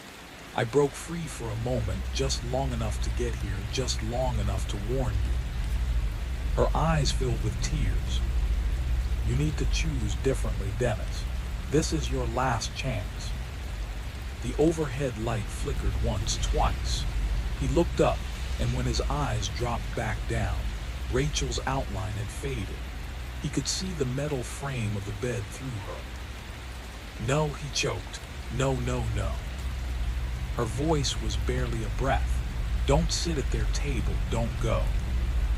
And then she vanished. The room was empty. Dennis blinked and found himself sitting at his office desk. The phone was in his hand. The dial tone was buzzing. His computer screen still displayed the same insurance form. The wall clock still read 2:47 p.m. He lowered the receiver slowly. His fingers were trembling. A hallucination it had to be. Stress, grief, exhaustion. That's what he told himself. But on his wrist were faint marks, like fingers, like someone clinging to him with everything they had. He finished the workday in a fog, didn't speak to anyone, didn't even hear the office chatter around him. When 5 o'clock came, he got into his car and began the drive home through streets that felt subtly off. Slightly slanted angles, houses that seemed to turn their windows toward him as he passed, traffic humming in slow, unnatural rhythms. Something was wrong. And the closer he got to Autumn Lane, the more certain he became that Rachel hadn't imagined anything at all. Something was waiting for him, and it had been waiting a long, long time. He placed the invitation on the counter beside the untouched stack of divorce papers his attorney had mailed over. Final, binding, absolute. Rachel hadn't fought for a single thing, not the house, not the savings, not even an explanation. She had just signed her name and vanished from the world. When he'd called her sister, she claimed Rachel never contacted her. Her parents were long gone. Her friends all gave the same trembling answer. She needed time. She wasn't herself. She seemed scared, Dennis. Not of you, but of something else. Of what? He had wanted to shout. Of what? The kitchen light gave a sharp flicker, even though it was only late afternoon. Dennis looked up, irritated, mentally adding "fix the light" to the endless list of tasks he kept putting off. When his gaze dropped back to the invitation, something was off. The painted leaves on the cornucopia weren't drifting downward anymore. They were spiraling upward, climbing toward a point that didn't exist. He blinked hard, rubbed his eyes, and looked again. The leaves were back to normal, falling like they should. He was unraveling. 4 months of reheated meals eaten in silence, of sleeping on the couch because the bedroom still smelled faintly of her shampoo, of returning every evening to a house that felt hollow enough to echo it was wearing him down. Maybe the dinner would help him reset. Normal people, normal conversation, just something human. Yes, he would go. What else was filling his calendar anymore? The days before Thanksgiving stretched on in a numb blur. At the insurance office, Dennis processed forms he'd memorized years ago. The repetitive work was usually comforting in a dull way, but lately his thoughts kept drifting unwillingly back to Rachel, to the last strange weeks before she left. Her behavior had shifted. She'd become wary, quiet, always checking the windows before drawing the curtains tight. She stopped cooking altogether, even though it had always been her joy, her way of making their empty space feel warm and alive. Instead, she lived on scraps, nibbled fruit, half-finished crackers. "They're watching," she whispered one night. Who, he'd asked. "The neighbors." He'd glanced outside, just a calm street, trimmed lawns, soft porch lights. "There's no one there," he'd said gently. Not like that, and the certainty in her voice chilled him more than the words. He'd suggested therapy. She refused. He'd snapped. The space between them grew and then collapsed entirely, and then she was gone. Now, as the holiday neared, Dennis couldn't shake the sense that he had overlooked something vital. A message she'd been trying to send him, not with explanations, but with her actions. The guest room she'd started sleeping in. The refusal to meet his eyes. The way her sentences trailed off like the ends were too dangerous to say. One memory rose above the others. 3 days before she disappeared, he'd come home to find her standing in the yard at dusk, staring at the wooden fence dividing their property from the Castellanos. The dying light twisted everything into unfamiliar shapes. Rachel, he'd called. She didn't answer. When he touched her shoulder, she jerked away like she'd been burned. "What are you looking at?" "The fence," she murmured. "Haven't you ever noticed it?" He looked. It was just a fence. Weathered boards, cracked grain. "What about it?" "The knots in the wood." She swallowed hard. "They watch, all of them. Like eyes." A cold ripple had run through him, not at the fence, but at the fear in her voice. He tried to laugh it off. "They're just knots, Rachel, just patterns." She finally turned toward him, and her face was too calm, too lucid. "I know exactly what they are. That's the problem." The next morning she behaved as though nothing unusual had happened. Coffee, a hum in the shower, a kiss goodbye. But the curtains facing the Castellanos remained closed until the day she left. Now sitting under the hum of office lights, Dennis thought about patterns, about the way the neighbors waved at the exact same moment whenever he drove by, about how their homes weren't just similar, they were identical, down to the timing of seasonal decorations, about how he never saw them going to work, ever. The phone rang. "Dennis Kavanaugh," he said automatically. "Mr. Kavanaugh," a woman said. "This is Brenda calling from St. Michael's Hospital. I'm reaching out about your wife." "Ex-wife," he corrected by reflex. A pause, then softly, "I'm sorry, but you're still listed as her emergency contact. Rachel Kavanaugh was admitted 3 hours ago." Dennis's chest tightened. "What happened? Is she all right?" "I can't discuss details over the phone, but she's been asking for you.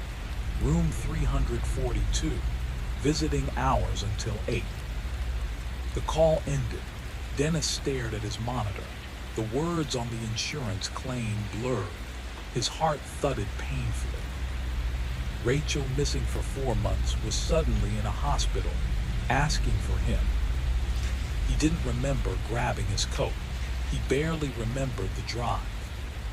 St. Michael's was a maze, but he found room 342. The door was cracked. He knocked. "Come in." Her voice, fragile, familiar. She looked awful, pale, bandaged, but her eyes, those were alive, fierce. "Close the door," she said. He did. "Rachel, where have you been? What happened?" "It doesn't matter." She shifted painfully. "I'm here because I have to warn you." "Warn me about what?" "Don't go to that dinner." His blood turned to ice. "How do you even?" "I got the same invitation 3 years ago, our first Thanksgiving after we moved." She clutched the blanket in white-knuckled fists.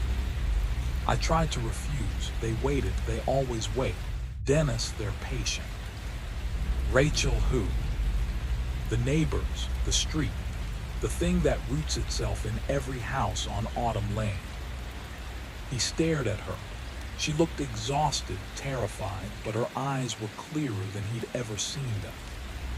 "I tried to tell you," she whispered, "but the house never let me. Every time I tried to speak, the words changed halfway through."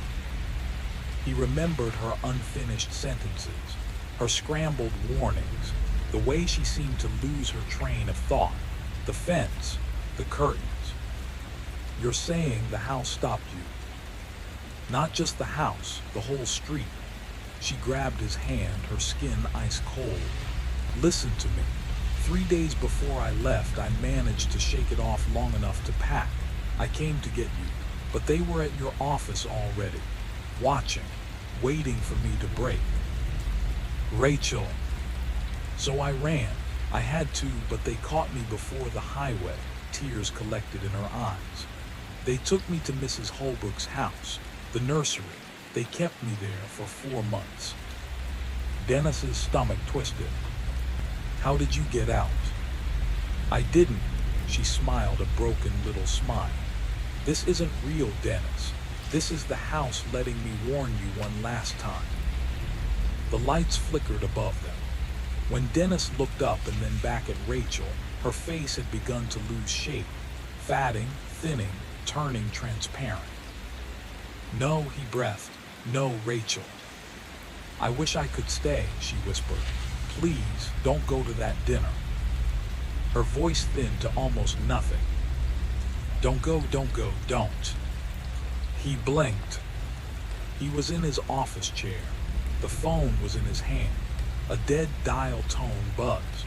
His computer still displayed the same water-damaged claim. The clock read 2:47 p.m., the exact minute he'd answered the call. It had been what? A hallucination, a warning, a memory twisted by grief.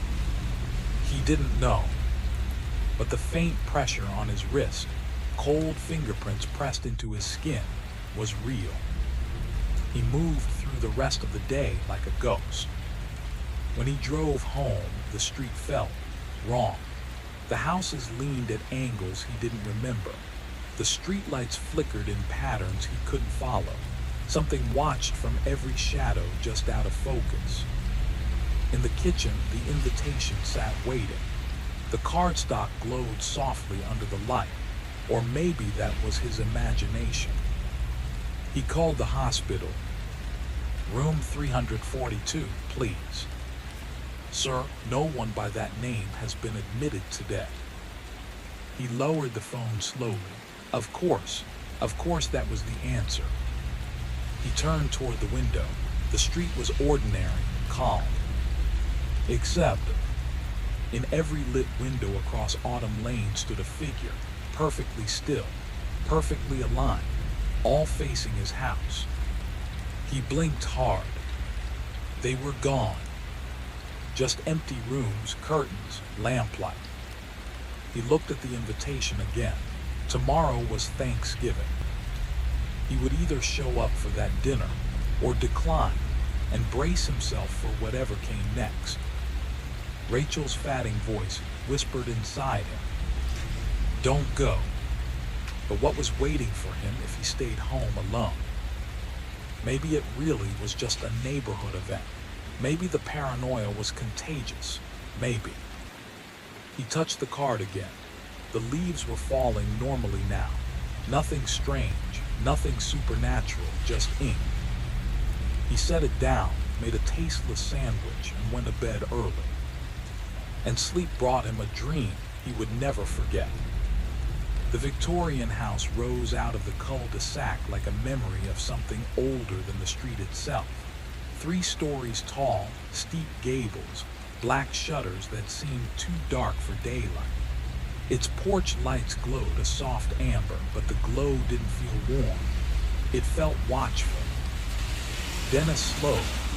Every instinct in him screamed to turn back, but his feet kept moving, pulled forward by the same quiet gravity that tugged him toward his dreams.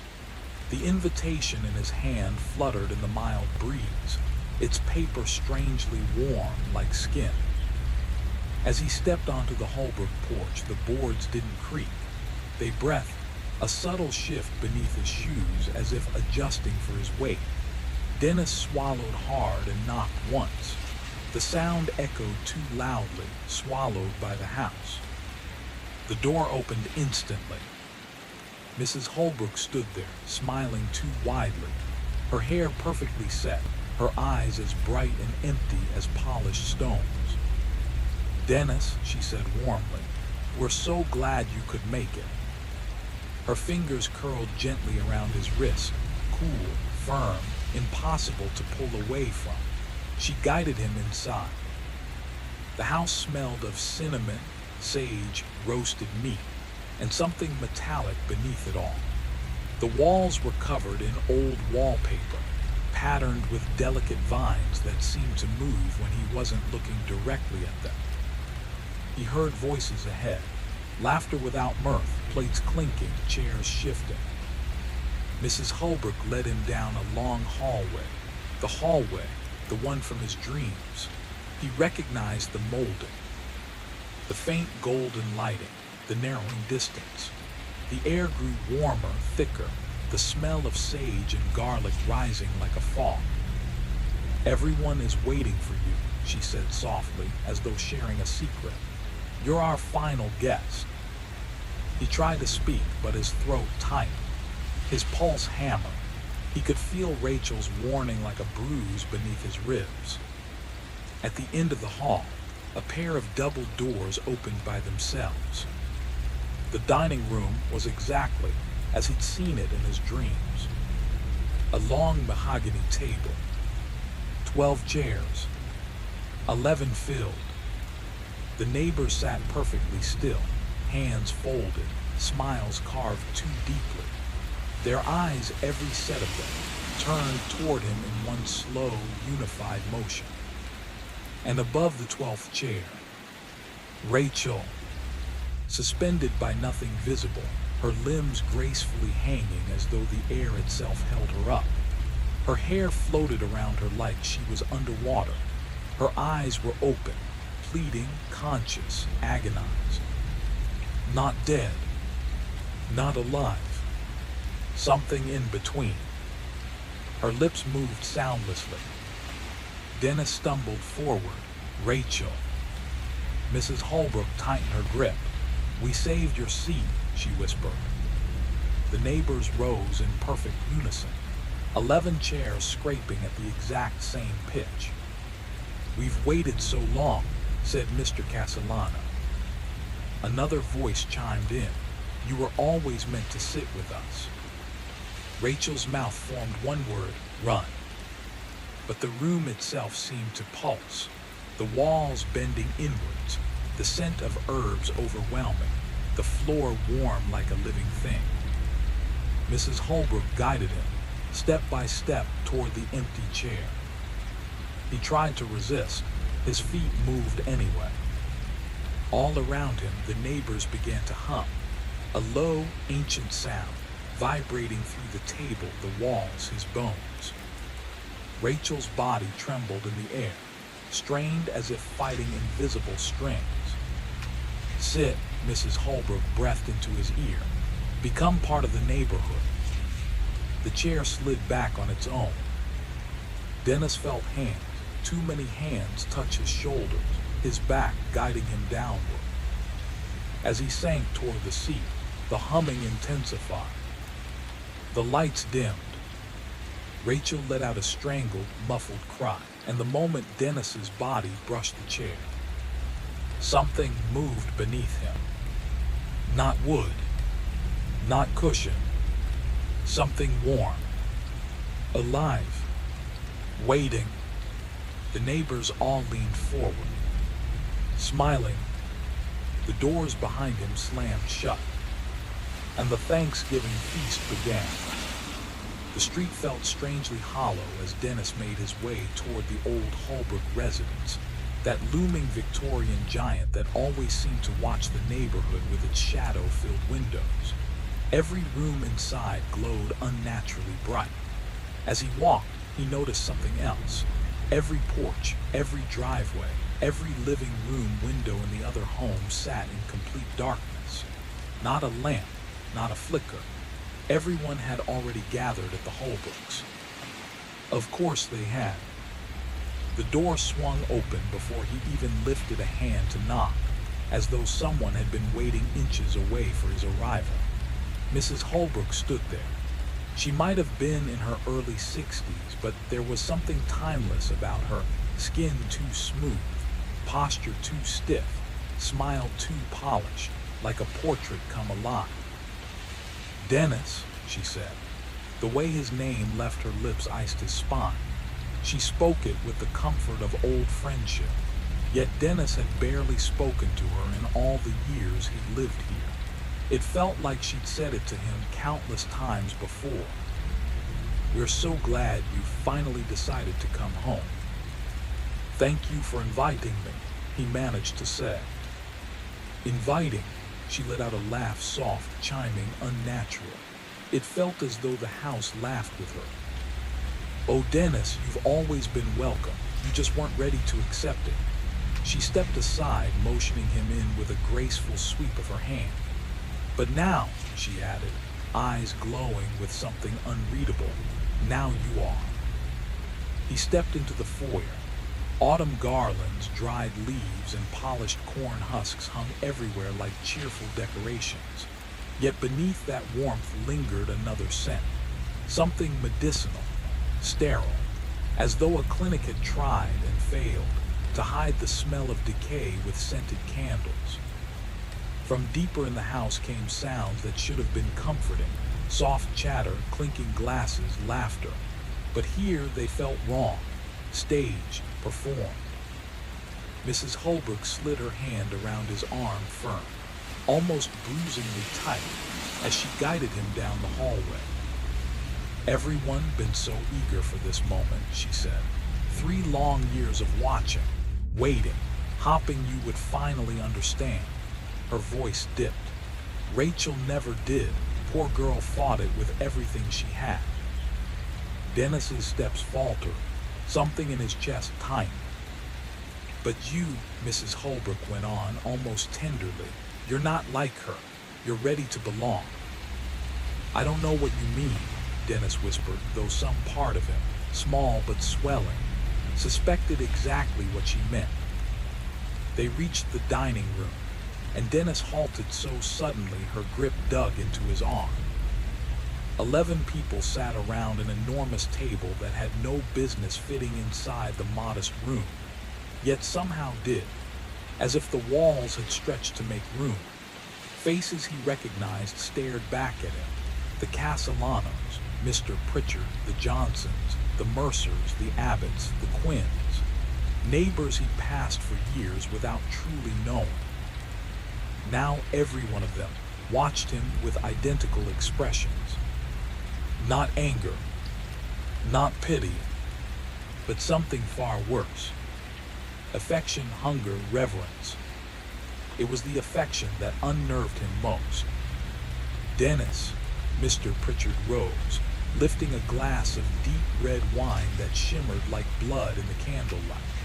Our wandering son has finally returned. Please, Mr. Castellano added, motioning toward the lone chair at the head of the table. Take your place. The seat of honor, or the place where offerings were laid. Ancient, buried instinct he didn't remember agreeing to. The spoon dipped into the mashed potatoes, steam rising in soft white curls. His wrist trembled as he lifted the first portion onto his plate. Good, Mrs. Holbrook murmured, her voice soft as dust settling. The first step is always the hardest. Dennis swallowed. His throat felt tight, as if the air in the room had thickened, turning to serum. The candle flames leaned toward him, stretching like reaching fingers. The neighbors watched in perfect stillness, not a rustle of fabric, not a breath out of place. This isn't right, he whispered. This isn't real. Oh, it's more real than anything you've known, Mr. Mercer said. You've been living in the shadow life, Dennis. This, he spread his hands over the feast, is the true one. The sweet potato casserole caught his eye. The pecans were arranged in a spiral, Rachel's habit. She always said spirals were comforting, a pattern that promised everything would return to where it began. Return. His hand hovered over the turkey next. The knife slid in easily, too easily, like the bird had no bones at all. Dennis froze. The meat wasn't the right color. It was darker, denser. Something inside glistened. Eat, Mrs. Holbrook said again, firmer now. Her smile didn't change, but the air shifted, colder. I don't belong here, Dennis said. His voice cracked. You do, Mr. Quinn replied. You just don't remember yet. The leaves in the cornucopia twitched. One curled upward, flexing like a living thing waking from sleep. Dennis pushed back from the table, but the chair held him down, gripping his hips, molding tighter to his body as if embracing him. He gasped, "Let me go." "No," Mrs. Johnson said gently. "If we let you go, you'll run, just like she did. And we can't lose another one, not now, not when the cycle is turning." Cycle? Dennis's pulse pounded so hard his vision blurred. Something in him, some instinct older than fear, told him the truth. Rachel hadn't been paranoid. She had understood. "Where is she?" he asked again louder. "Tell me." Mrs. Holbrook's smile softened, but her eyes remained dark, bottomless. "She's where all the runaways go," she said. "Outside the circle, in the cold places between us. A sad fate. Loneliness consumes them long before we ever could." The neighbors bowed their heads in brief, ritualistic mourning. "We loved her too," Mr. Abbott added. "We truly did, but she said no, and no one can stay after saying no." Dennis's breath caught. His hand trembled above his fork. He tried again to stand, throwing all his strength into his legs, but the chair held fast, carved wood bending and tightening like muscle. "You don't have to fight," Mrs. Holbrook said gently. "Just eat. Once you taste it, your doubts will quiet. The memory will wake." "What memory?" Dennis whispered. The neighbors all smiled. "The one we gave you," they said together. Dennis stared at the food, heart hammering. Every dish was a piece of his life, his past, his memories. But Rachel had loved to cook. His mother had loved Thanksgiving. His father's stuffing. Had those memories ever been his? Had they been placed? His hand lowered inch by inch. The spoon rose. The room seemed to lean closer. And as the first bite neared his lips, Dennis understood. This wasn't a dinner. It was an initiation. And once he tasted it, he would never leave. Not the house. Not the neighbors. Not the circle. Not himself. Not ever again.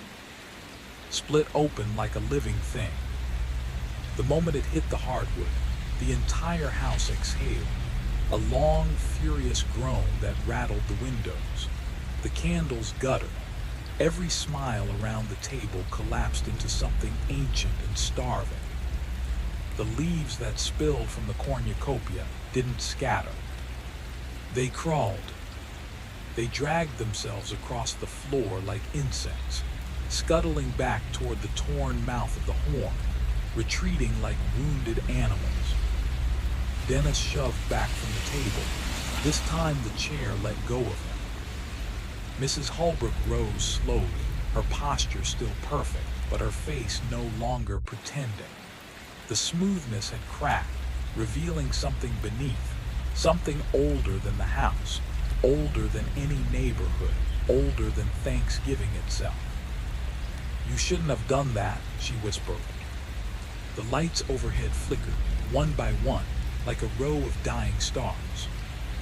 Rachel's voice rang out again, closer this time. "Run, Dennis." He turned and sprinted toward the hallway. Behind him, chairs scraped violently against the floor. The neighbors were rising in unison. 11 sets of footsteps moving without hurry, without emotion, like a single creature with many legs. The hallway stretched impossibly long, each step taking him nowhere. The wallpaper swirled with patterns of harvest vines that twisted and looped like hands reaching. Rachel's voice came again, clearer. "The door, Dennis, the door is real." He forced himself to look ahead, and there it was, at the far end. The front door. But the house didn't want him to reach it. The floorboards rippled beneath his feet, softening like wet soil. His shoe sank, then the other. He yanked, pulled, tore himself free, stumbling forward. Behind him, the neighbors laughed, soft, synchronized, delighted. "They always run at this park," Mr. Quinn said calmly. Mrs. Johnson added, "But they never make it far." Dennis lunged toward the doorknob. His fingers brushed it, but the hallway contracted, dragging the door away from him like a mirage. "No," he thought, "no, I choose. He slammed his hand against the wall, pushing himself sideways into the living room, the one place the neighbors weren't expecting him to veer. The moment he crossed the threshold, he froze. Because she was there. Rachel, or the shadow of her.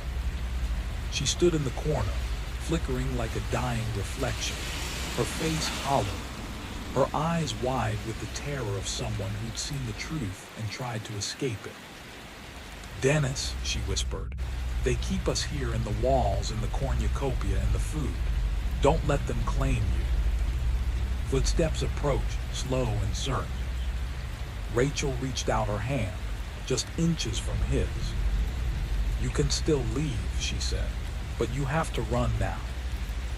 Dennis took a breath that felt like his first real breath in months. He grabbed her hand, and his fingers passed straight through. The neighbors entered the room at once, blocking every exit but one. The window. Dennis hurled himself toward it, bracing for the impact.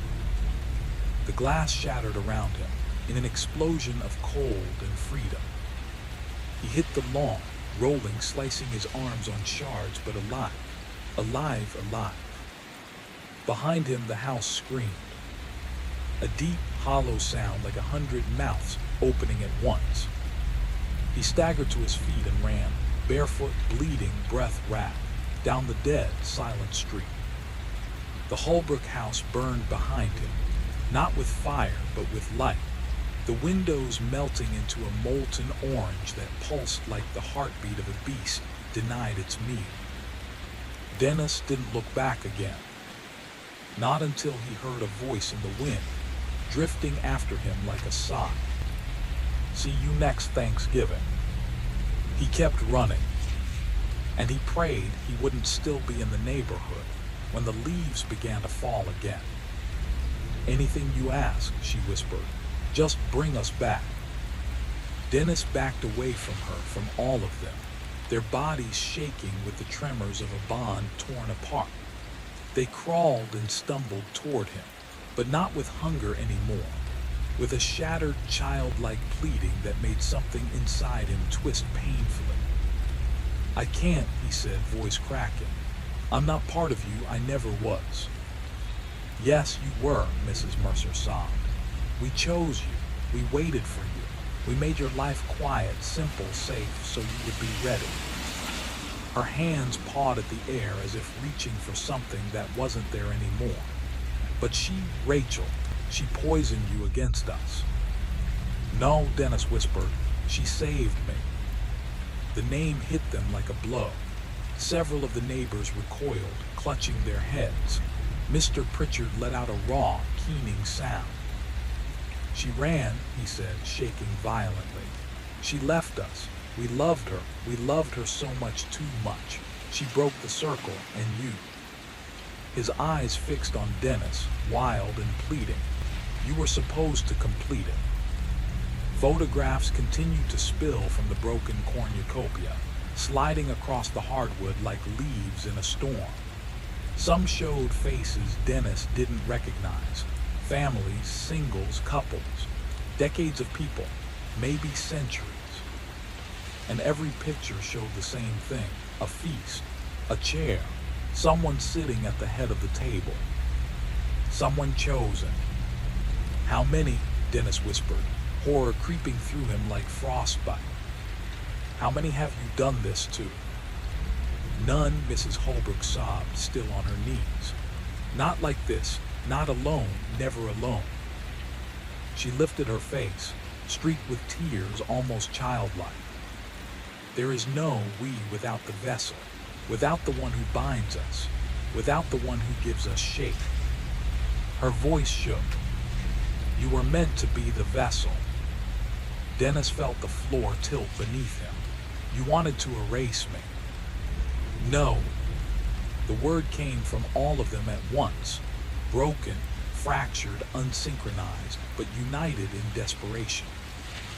We wanted to be you, Mr. Quinn whispered, to carry you, to live through you.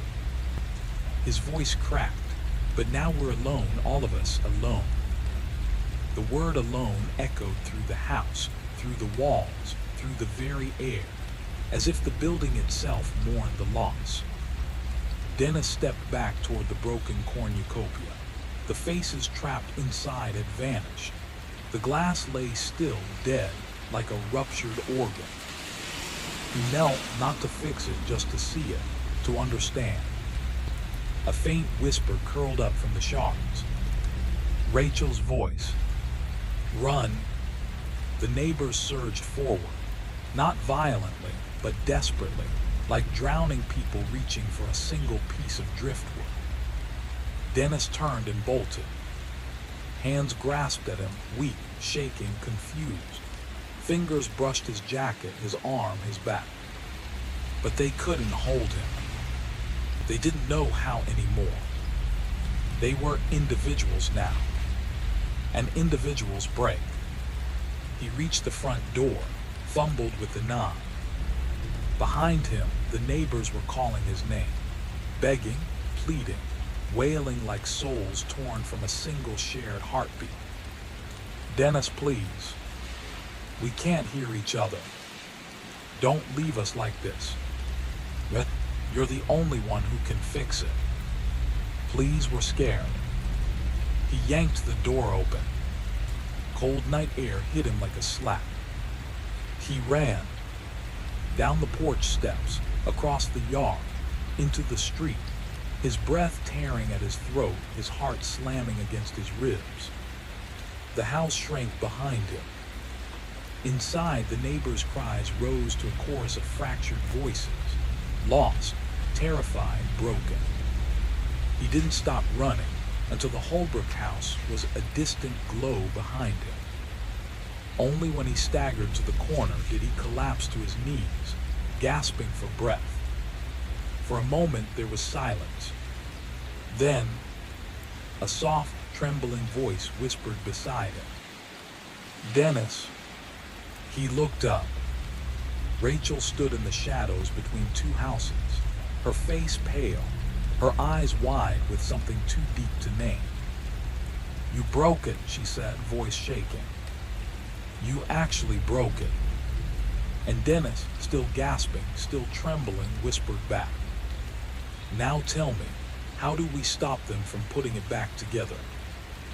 Dennis barreled through the narrow corridor, his chest heaving as the chaotic murmurs of the neighbors trailed him like shadows clawing at his heels. They weren't chasing him in the way a predator would, but their disoriented steps and fractured cries formed a haunting symphony of desperation. Every turn seemed endless, the hallway twisted unnaturally, walls bending in and out, echoing each sob and shuffle in a maddening rhythm.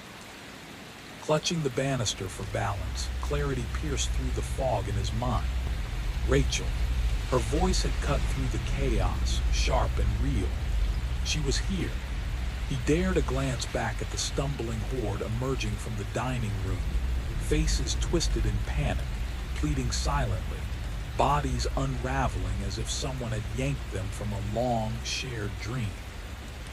At the top of the staircase, Mrs. Holbrook crouched, her fingers gripping the railing as tears streamed down her face. Where is she? Dennis yelled. Where's Rachel? Her trembling hand pointed skyward. The nursery, she's in the nursery, she wailed. Their voices melded into a single desperate chant of just put it back, just put it back. But Dennis didn't pause. He raced up, each footfall pounding with urgency, leaving the cacophony of sorrow behind. At the end of the hall, a door secured with 3 stubborn locks barred his way.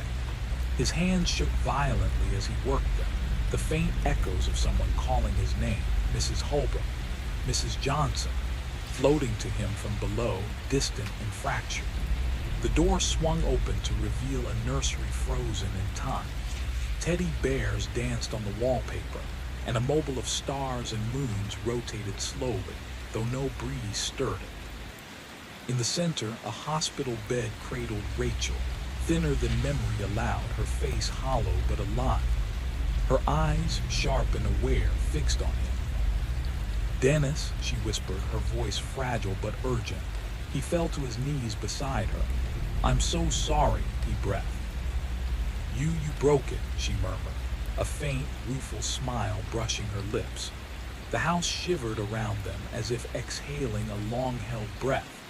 The mobile spun faster, moons and stars blurring into streaks of light. "I tried," she said softly. "For months, I pushed my voice through walls, vents, anywhere it could reach you. My sensitivity, I thought I could break through, but the house was stronger. Only fragments got through, only enough to guide you." Dennis nodded, understanding in fragments. "You told me to destroy the cornucopia. I did I?" Rachel's eyes flickered with effort. I don't remember exactly. All I know is I called your name until my voice failed me." Footsteps echoed faintly from the staircase, slow, hesitant. The neighbors were coming, still trapped in confusion, still desperate to repair what had been shattered. "Can you stand?" Dennis asked. I haven't tried in so long," she admitted. With steadying arms, he helped her to her feet. The mobile stilled, the enchantment dissolved, and together they edged toward the door. Rachel's legs trembled, but she clung to him. At the top of the stairs, Mrs. Holbrook appeared, her face stripped of all pretense, mapped with decades of age and manipulation. "Don't leave," she whispered, trembling. I don't know how to exist alone. None of us do. You've killed us by reminding us we're alive." Dennis regarded her quietly, pity present but restrained. "You did this to yourselves," he said, "a long time ago." They descended, navigating the foyer where the neighbors huddled like lost children, some rocking, some shielding their ears, some staring at nothing. Their broken eyes followed Dennis and Rachel, but they made no attempt to stop them. The front door swung open, and the night air hit Dennis with icy clarity. Rachel inhaled, drawing it in as though tasting life itself for the first time. They crossed the porch, the lawn, the quiet street, leaving behind the Holbrook house, its windows glowing dimly like watchful eyes struggling to remember how to see. They didn't venture far that night, retreating to a modest roadside motel where the weight of the world finally began to lift. Rachel slept deeply, hours passing unbroken, while Dennis remained alert by the window, staring into the parking lot. Even in rest, he could not erase the image of Mrs. Holbrook's pleading face, a haunting reminder of what they had escaped and the freedom they had only just reclaimed. When Rachel stirred, the motel room was bathed in the muted glow of a sinking sun. She turned toward Dennis, and in that silent exchange, a current passed between them, a recognition that they had survived something that had almost swallowed them whole. The Autumn Lane neighbors were shadows now, echoes of a life they would never return to, replaced by raw, unguarded selves who had glimpsed the edges of true danger. "I had the same dream every night," she murmured, voice rough from the long captivity. "I was at our wedding." Dennis hesitated, uncertain whether to speak. "I stood at the altar," she continued, "and you were saying your vows, but when I glanced at the audience, they were all there. Mrs. Holbrook, the Castellanos, everyone, front row, smiling like family.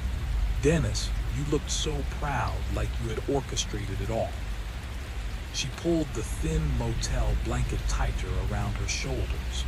"When I woke today, I couldn't tell if it was a dream or a memory." Dennis' reply was quiet, tentative. It was a dream. Yet even as he spoke, the certainty faltered in his own words. Rachel turned fully toward him, her gaze intense. "Do you remember how we met at that coffee shop on Laurel Street?" Dennis nodded. "You spilled your drink. I helped you clean it up. But do you remember why you were there? That exact shop, that exact moment?" His mind flicked back. 3 years earlier, he had driven around, hunting for a place to work on his laptop when his internet went down. He passed several coffee shops before stopping at that one. When Rachel later asked why he chose it, he had shrugged. "I don't know, it just felt right." Well, Rachel's lips curved in a faint, hollow smile. "I had a call that morning from a temp agency I'd never heard of offering an interview nearby. When I arrived, the building was empty, abandoned for years. But the coffee shop on the corner, I went in to make the call. The number was dead, like it had never existed." Dennis felt the walls of the motel room close in, the weight of coincidence and fate twisting together. Rationality tried to claw its way forward.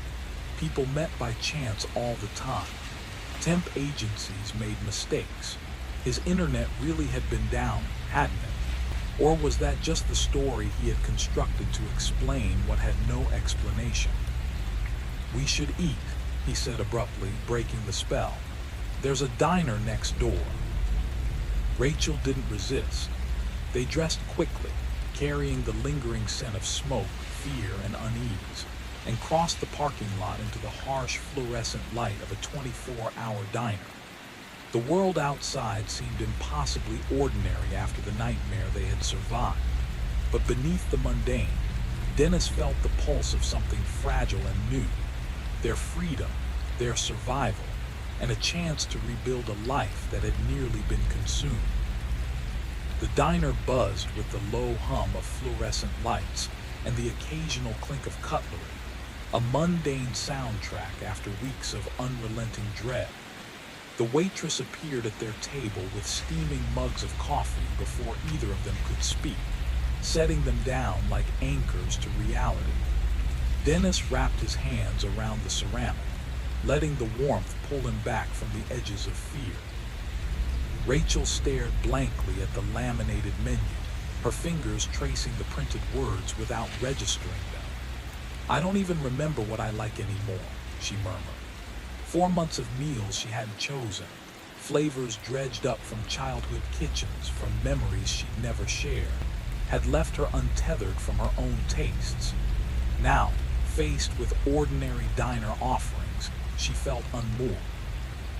"Pick something you've never had before," Dennis suggested.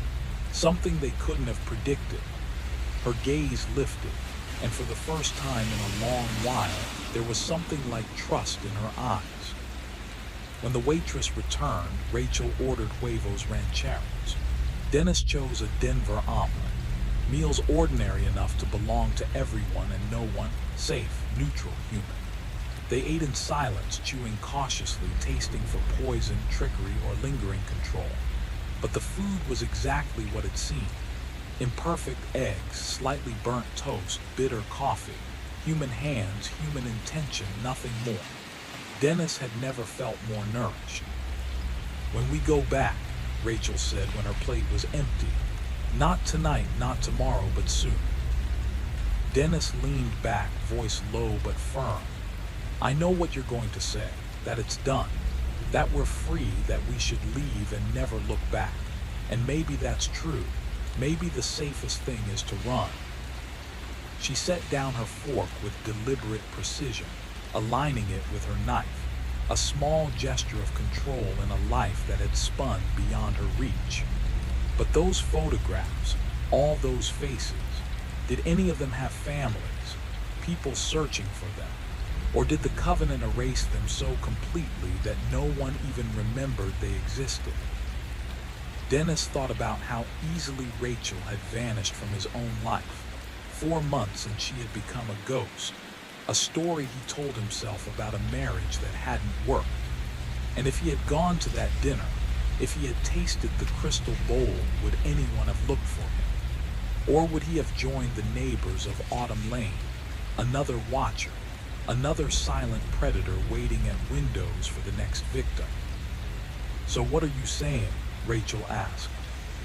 "We need to make sure it's truly over," Dennis said. "Breaking the cornucopia might have bought us time, but what if it's not enough? What if some part of it survived? What if the covenant rebuilds itself?" The waitress returned with the check. Dennis counted the cash, leaving a $20 bill on a $15 total.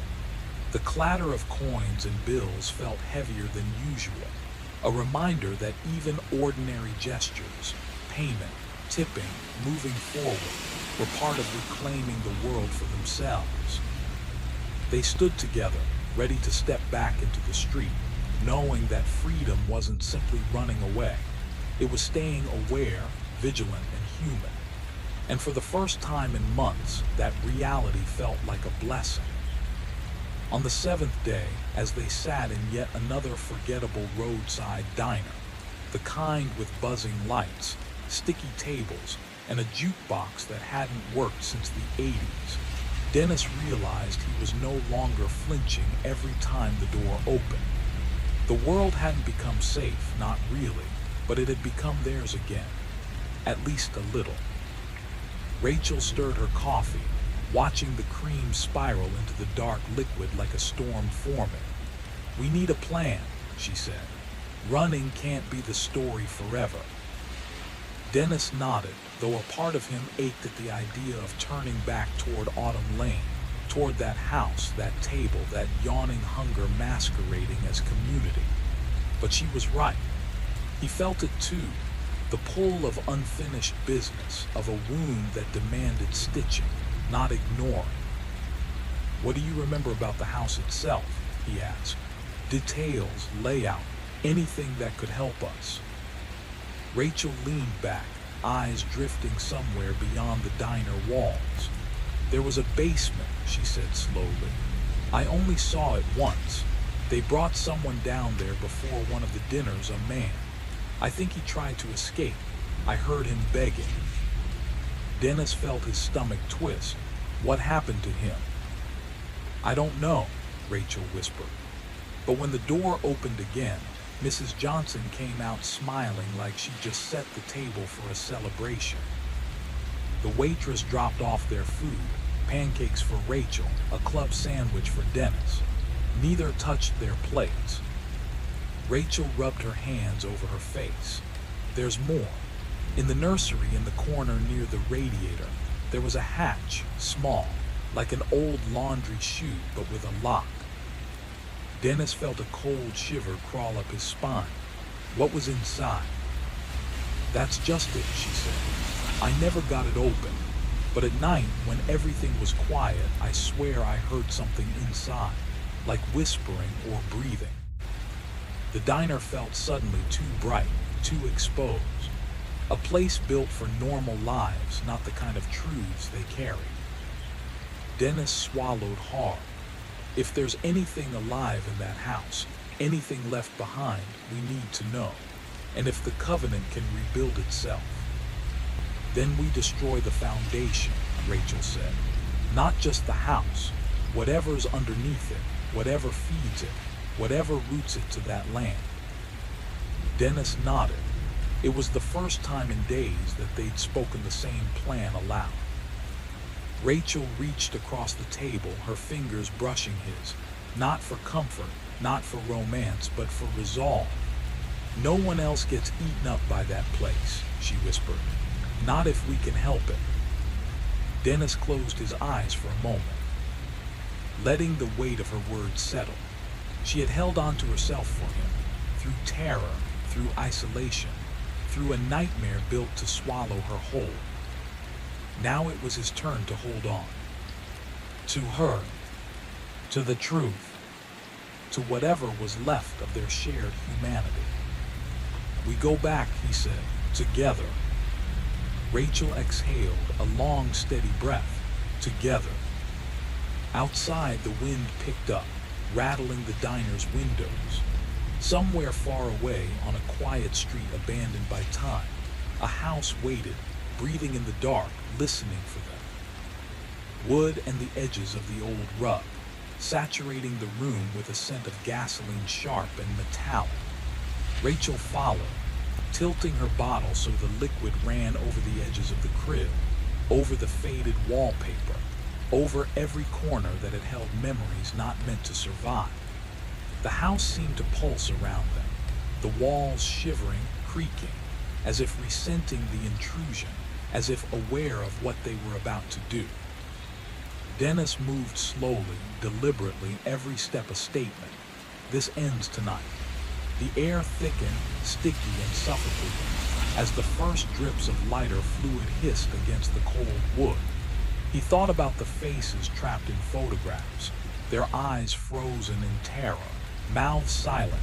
This was for them, for Rachel, for every person the Covenant had consumed in its endless hunger. They worked in silence, their movements synchronized, instinctive. When the last drop of fuel was poured, Dennis struck the first match. The flame caught instantly, feeding greedily on the soaked wood and fabric. A roar of fire erupted, licking the walls, climbing the furniture, chasing every shadow, every lingering echo of the house's unnatural life. The heat pushed against them, fierce and real, but Dennis and Rachel did not falter.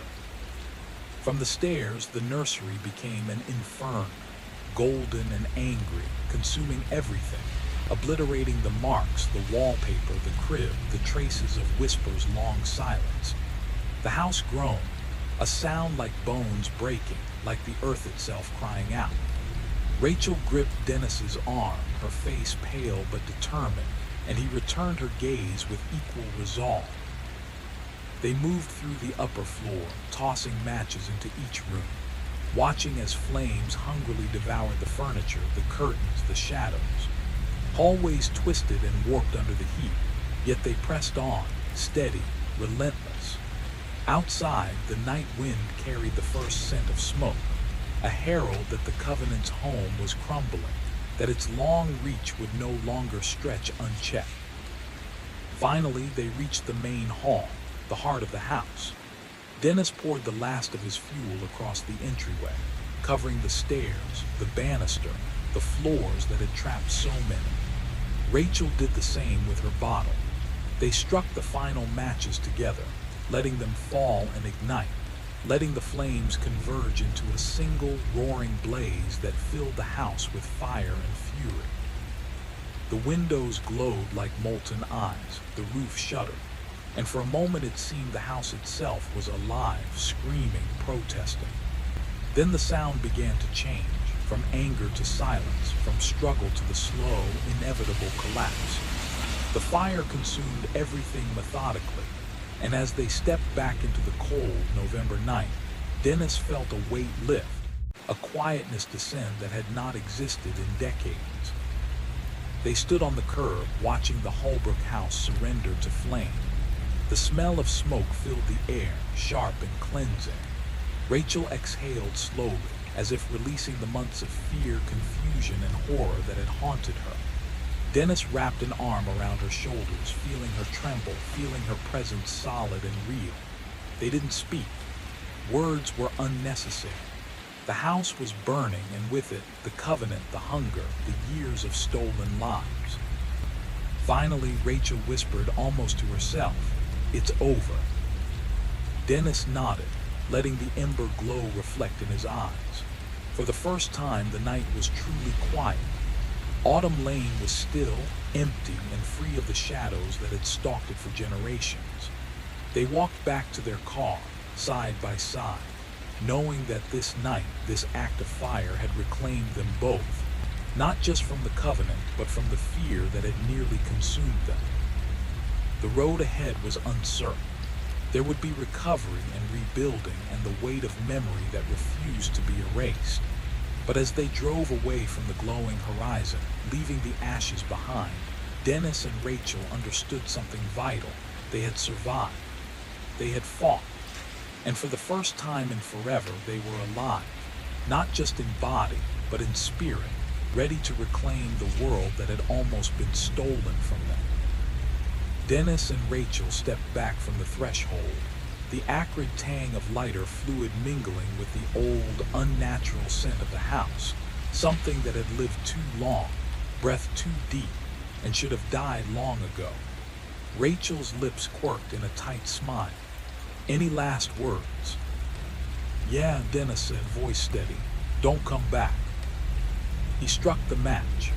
The flame leapt greedily, hungrily, devouring the drapes first, racing up the walls with a ferocity that seemed alive. Within moments, fire tore through the Holbrook house, climbing into corners and seams that had held decades of twisted memories. The smell shifted, lighter fluid replaced by scorched wood, melting plastic, and the acrid tang of old varnish. They didn't wait. Hand in hand, they ran into the cold night, hearts pounding as the inferno consumed the house. Across the street, they paused, breathless, arms around each other, watching the flames turn the Victorian mansion into a roiling, chaotic furnace.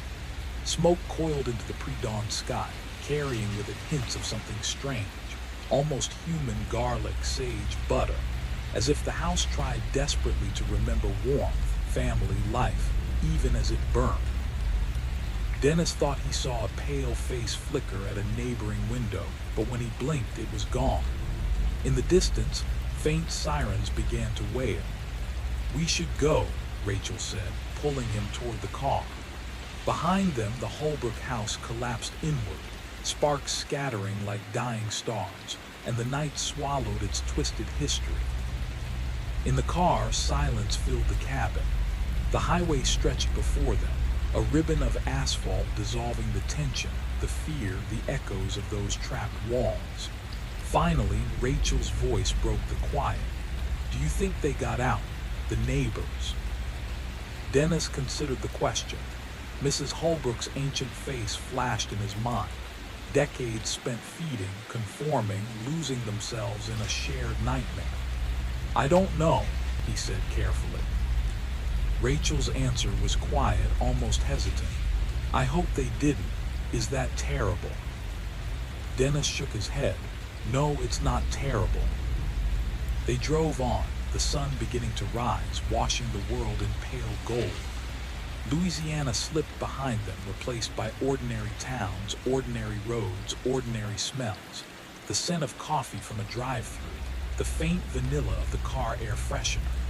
Safe, human, alive.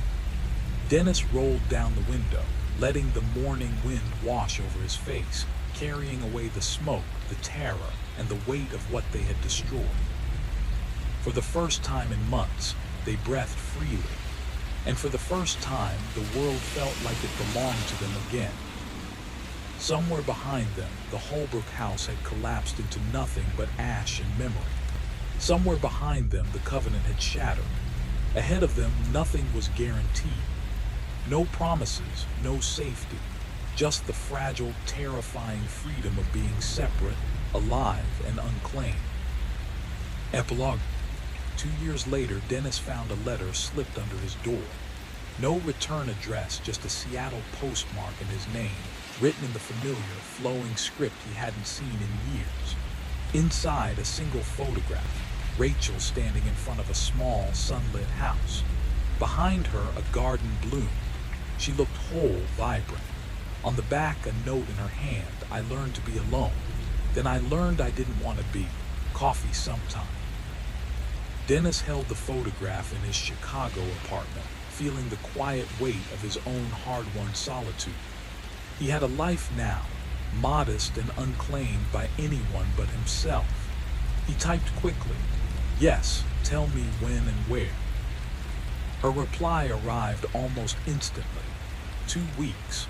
Blue Moon Cafe, Pike Street, 2 p.m. Dennis set down his phone and let his eyes drift across the small, tidy space that was entirely his own. No manipulation, no hidden intentions, just him, finally in control. Perhaps it was time to build something again. Not a covenant, not a force that consumed, just a bond freely chosen, maintained by trust, by will. coffee with someone who had survived the same nightmare. He stood at his window looking out at Chicago, ordinary people moving through ordinary lives. No rituals, no whispers, no invisible chains, just life. And for the first time in years, Dennis felt he could live with that. In 2 weeks over coffee, he and Rachel would see if two people scarred by the same horrors could help each other heal, or if some wounds ran too deep. He didn't know which it would be, but for the first time in years, he was willing to find out. That fragile hope, maybe that was enough. Far away, on Autumn Lane in Louisiana, the remnants of the Holbrook house lay in blackened ruin. New families had moved into the surviving homes, unaware of the horrors that had once walked those streets. They felt only a vague unease now and then, dreams half remembered and quickly dismissed. In the charred outline of the dining room, subtle depressions marred the ash. 12 small indentations, each the shape of a human body, as if someone or something had been waiting there poised to sip. The covenant was broken, but some roots, even when scorched to dust, run deep. And roots, even after fire, sometimes find a way to grow again.